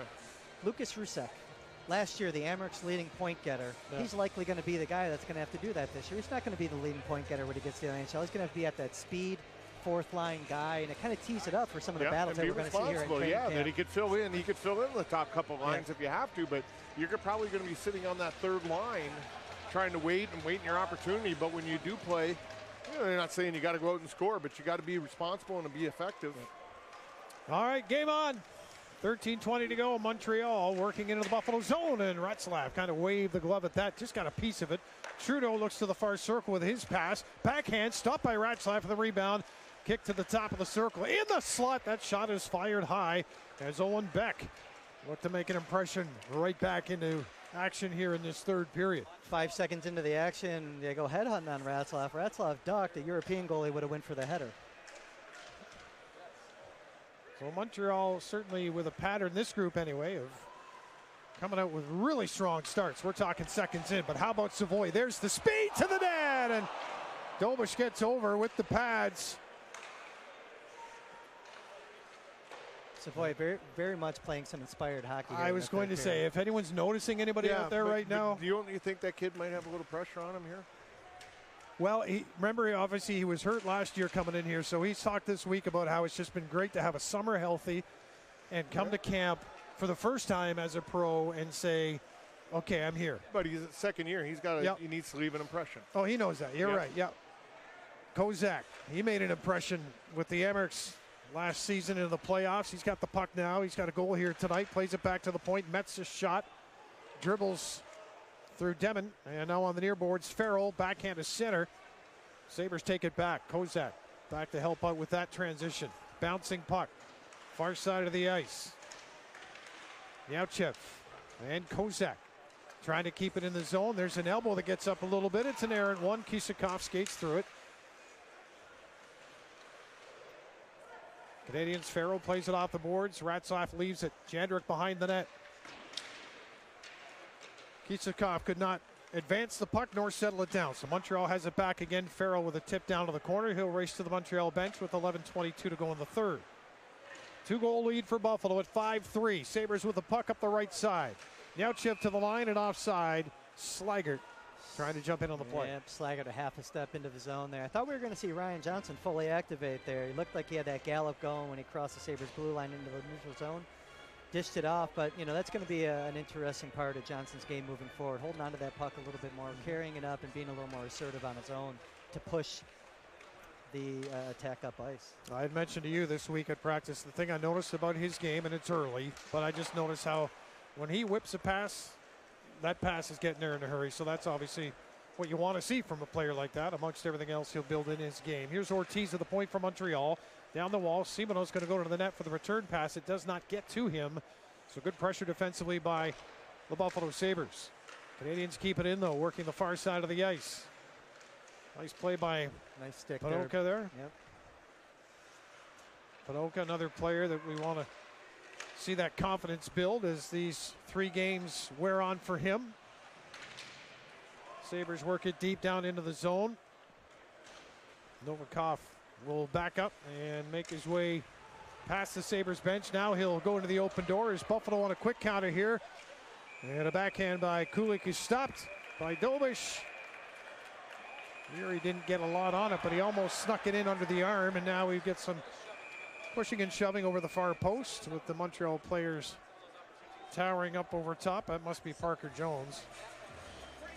Yeah, you kind of notice Parker Jones when he's out there. 6 feet 7 inches tall, living in Nadeau, getting involved there a little bit. Nadeau not afraid to get a little scrappy. Not known for dropping the gloves by any means, but certainly doesn't shy away from confrontation after whistle, since he's always around the net. Yep. Well, a couple of Quebec League guys too that maybe have known one another. Well, Parker Jones played Laval in the AHL, 12 Riviere in the ECHL. Face off in the Montreal zone. Former Peterborough Pete did a little stint at the University of Windsor, also coming out of COVID. He's had an interesting route, Parker Jones has, to the AHL. That's how he's playing the little box in Peterborough. Yeah, that's right. There you go. Those rounded corners, or the hard corners. Here's Rosean over in the far corner. Backhand pass to the blue line. Lindgren takes the pass from Metza. Metza's going to have to get back and help defend here as the Canadiens break it up. Xhekaj against Lindgren. Lindgren, good stick lift to stay in the battle. Gets it back. Now it's a potential odd man rush for Buffalo. 4-on-2. A little bit of a scramble, though, and it's turned over. And Montreal play it in the center ice. That pass by Parker Jones intercepted. He'll get it back again. Put it off the boards right side. Return pass reaching for it, using that reach and firing it right on, and Ratzlaff is able to make the stop. Little jump here from Kulik again. We talked about him being a little more engaged here in the third period. He had a nice little gallop there to, just missed connecting on the pass into the center of the ice there. But I'm liking the upped engagement level here. Slowly it's happened. Took him a little while to get going in the first period. Second period, you notice him a little bit more in the third period. I think he's been a little more bang-bang with his plays. Face off to the left of Ratzlaff. Possession now to Benson. Trying to chip it out off that left wall. Can't quite get it out. Puck will drift back. And Chris Jandrick out of Prince George, British Columbia, wearing number 44, makes his way to center. Lays it ahead. Johnson slides it back. Cedarquist with a backhand. Low. Pad side. Kicked away by Dobish. And now Benson with a bouncing puck. Trying to lift the stick to get it back. Wide inside the Buffalo line. Johnson playing it away for the Montreal player. But now following up on the play, it's Savoy who's able to lift it up and out. But all the way down for an icing call. Sabres definitely stretching it out on the breakouts now, sending their wingers high to the opposite blue line, opening up the middle of the ice. I think they've learned a little bit. I don't think they were doing that. Yeah, you try to do that sometimes when you're getting a strong forecheck against you.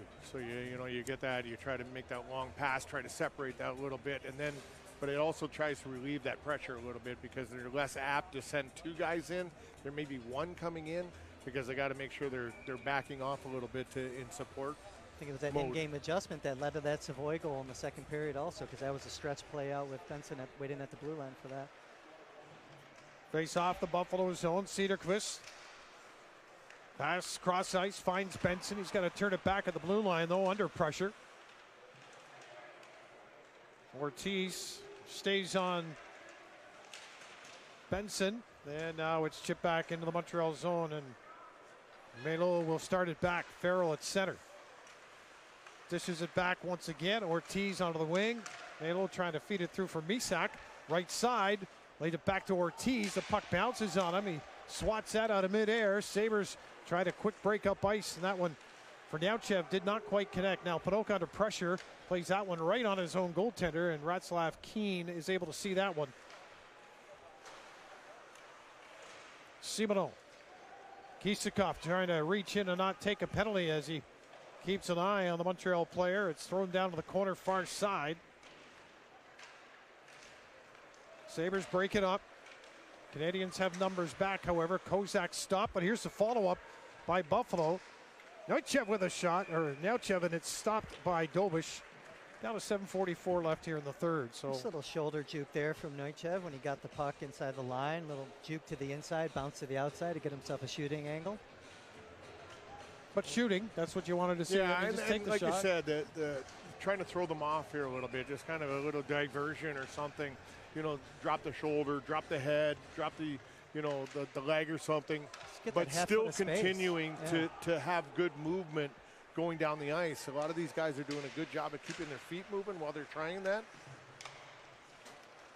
Bouncing puck. Sabres looking to break out here. Slaggert got in behind everybody, but the puck touched too far ahead, and Dobish will cover up. Now, you're right about the feet moving the Razor. I mean, even on the last shift, we saw Kisakov really be a little more dogged, keeping his feet moving, staying on his man. We weren't seeing that full throttle in the first 40 minutes. I think a lot of these guys got a message here coming in the third. Well, yeah, and it's probably just brought their awareness. And two, it's the first game for these guys. A lot of these guys coming in for their first time, and it doesn't matter what you do all summer long, even you're playing shitty games like that, the intensity here just went up because this is probably the first time they've been in real contact for a while, and it just takes a little bit to get yourself into that mindset that, okay, we're back, we're ready to go here. So right off the bench, now Metsä with a chance, and Dobish got a piece. Slaggert, far corner. Leans on his man, trying to get a piece of the puck as well. It's played to the near side. It'll be flipped out, knocked down by Metsä before it gets out of the zone. Miedema holds it, takes the shot. That one goes off the iron. You can hear it up and out of play. Metsa with the good keep there and creating that opportunity for Miedema. You see him leaning on that stick there. That was a nice release of that shot. Yeah, it was, and he did a nice job just kind of pulling it back a little bit, showing patience so that D committed. And then as soon as that D committed, bang, he took a quick shot trying to get it up top. But you know, a lot of times you're going to rush that shot. And I think if he had taken that shot as soon as he got the puck, it probably would have been blocked by the defenseman. Jack Guy can't move it out. He's under duress. All sorts of potential hooks in there on the dough. Gets it back again, and it's played up ahead. Parker Jones takes a hip check at the blue line. It's going to be a call against Buffalo. Jandrick will go to the box. And as it's held on the near wall. Interference call to Jandrick coming up. Interference call being made here. Puck was in the eyes of the referee, gone before the hit was delivered.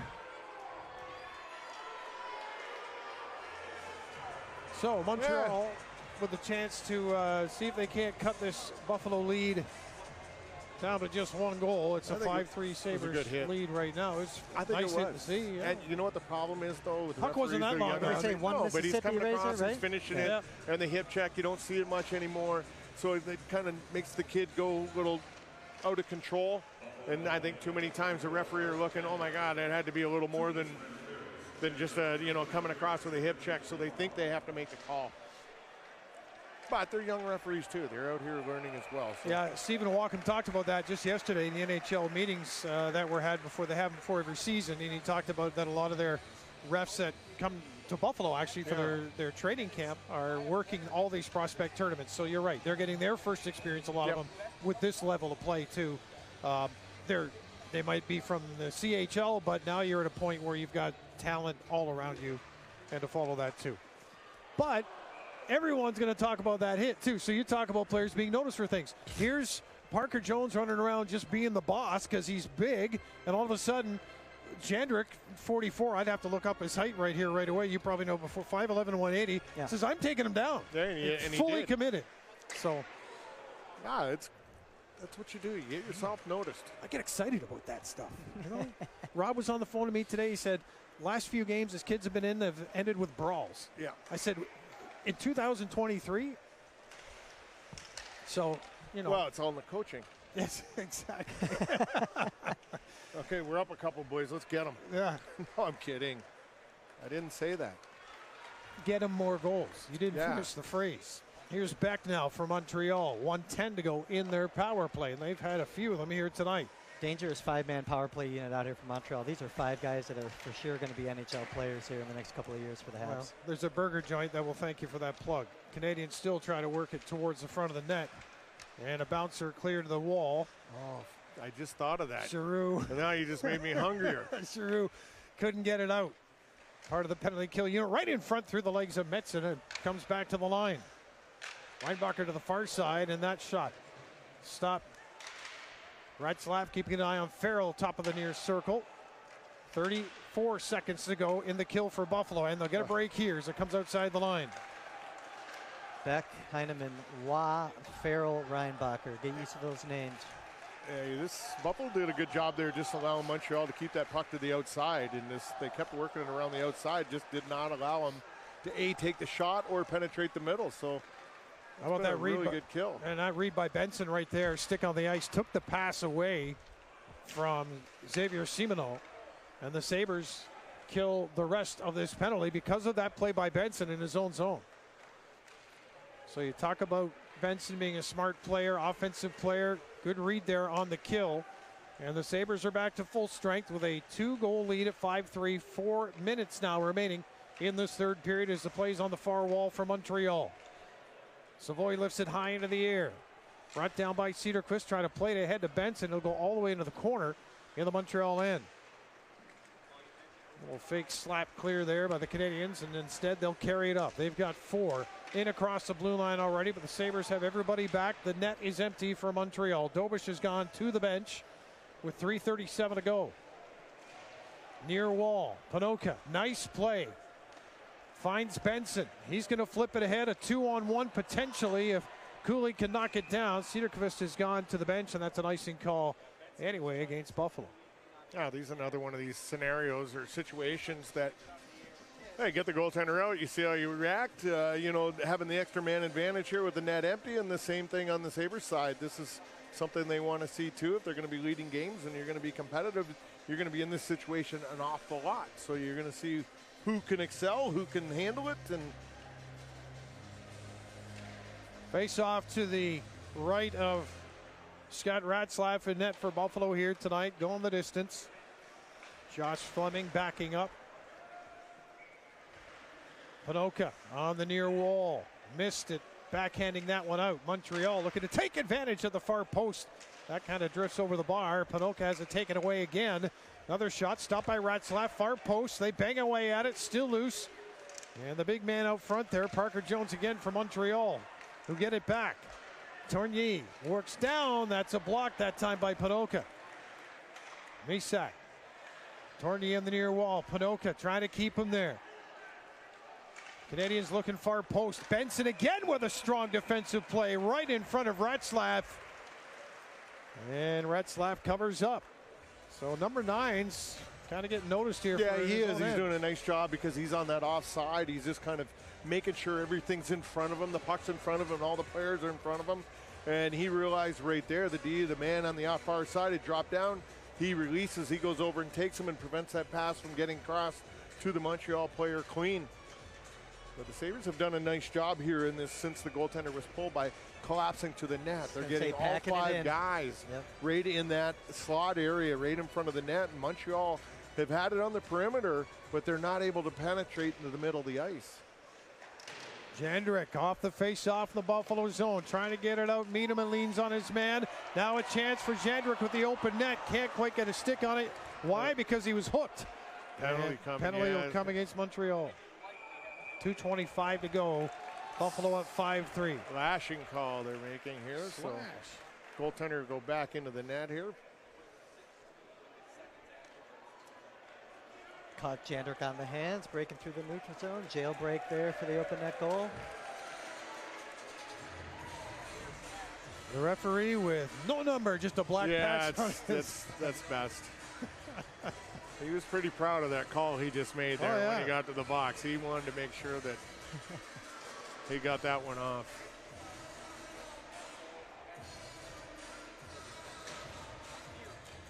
He's just waiting to give a 5 minutes for fighting.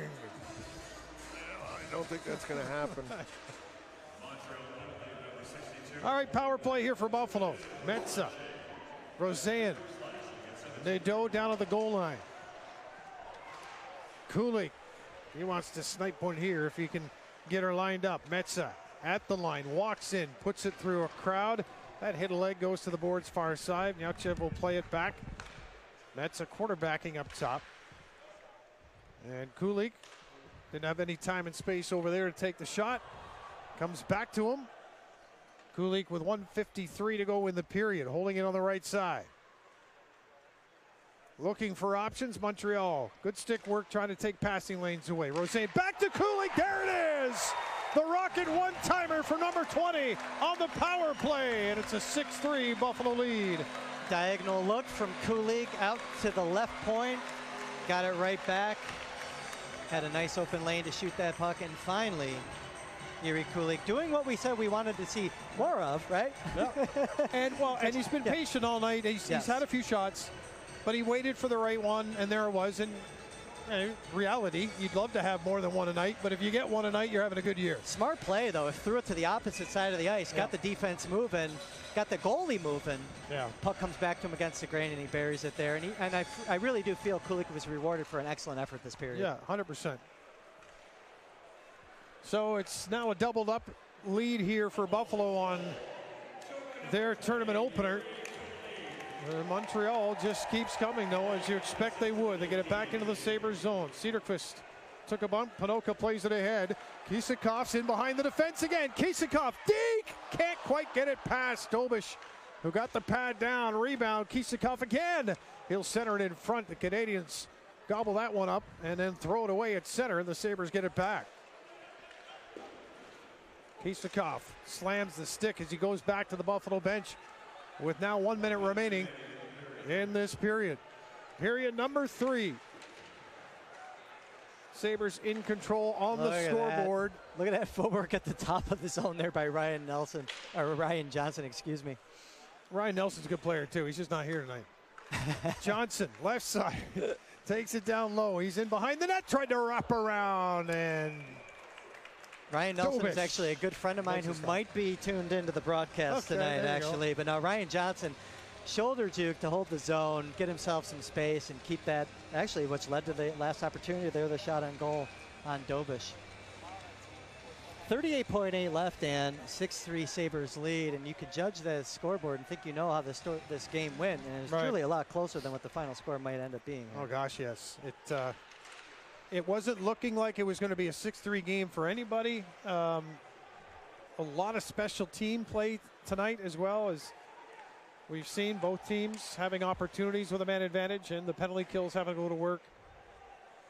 But at the end of the day, for the Buffalo Sabres, who have been under constant pressure, and there again by Parker Jones, whenever they have the puck, they have not wilted. If anything, they have fought through, play against some bigger players. They were down 1-0 to start the game, but the Sabres are on the winning side of a 6-3 final, out shooting Montreal 28-21 on the evening, and Retzlaff gets congratulated for his first win as a Buffalo Sabre. But as I say, you go down 1-0. Montreal's looking like they're trying to run you, trying to take your speed away from you, trying to kind of intimidate you a little bit. You talked about the Laval advantage, even mentally, having played some of these guys before, not all of them. But the Sabres answered very quickly with a goal in that first period.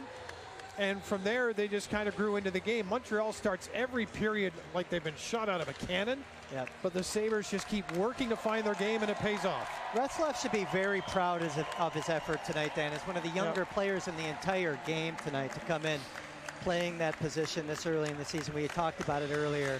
It's not the easiest position to be in as a goaltender. It's so early in the year. As the guys in front of you are finding their sea legs, let an early goal in. Had to really get those puck touches and started to feel the pucks hit him more and battle through, and really against a very high quality attack from Montreal. Held firm and only let in 3 tonight. Good for him. Yeah. Well, that was an entertaining game, and we want to thank everyone for taking time to join us for this cast of this evening's game. Brian Duff, Rob Ray, Chris Baker, thank you all, for everyone who's been involved, the entirety of our technical staff. Not only did they stream this game here tonight, they've been here since well before noon today. 3 games each day happening with this Prospects tournament. We will be at it again on the Sabres side of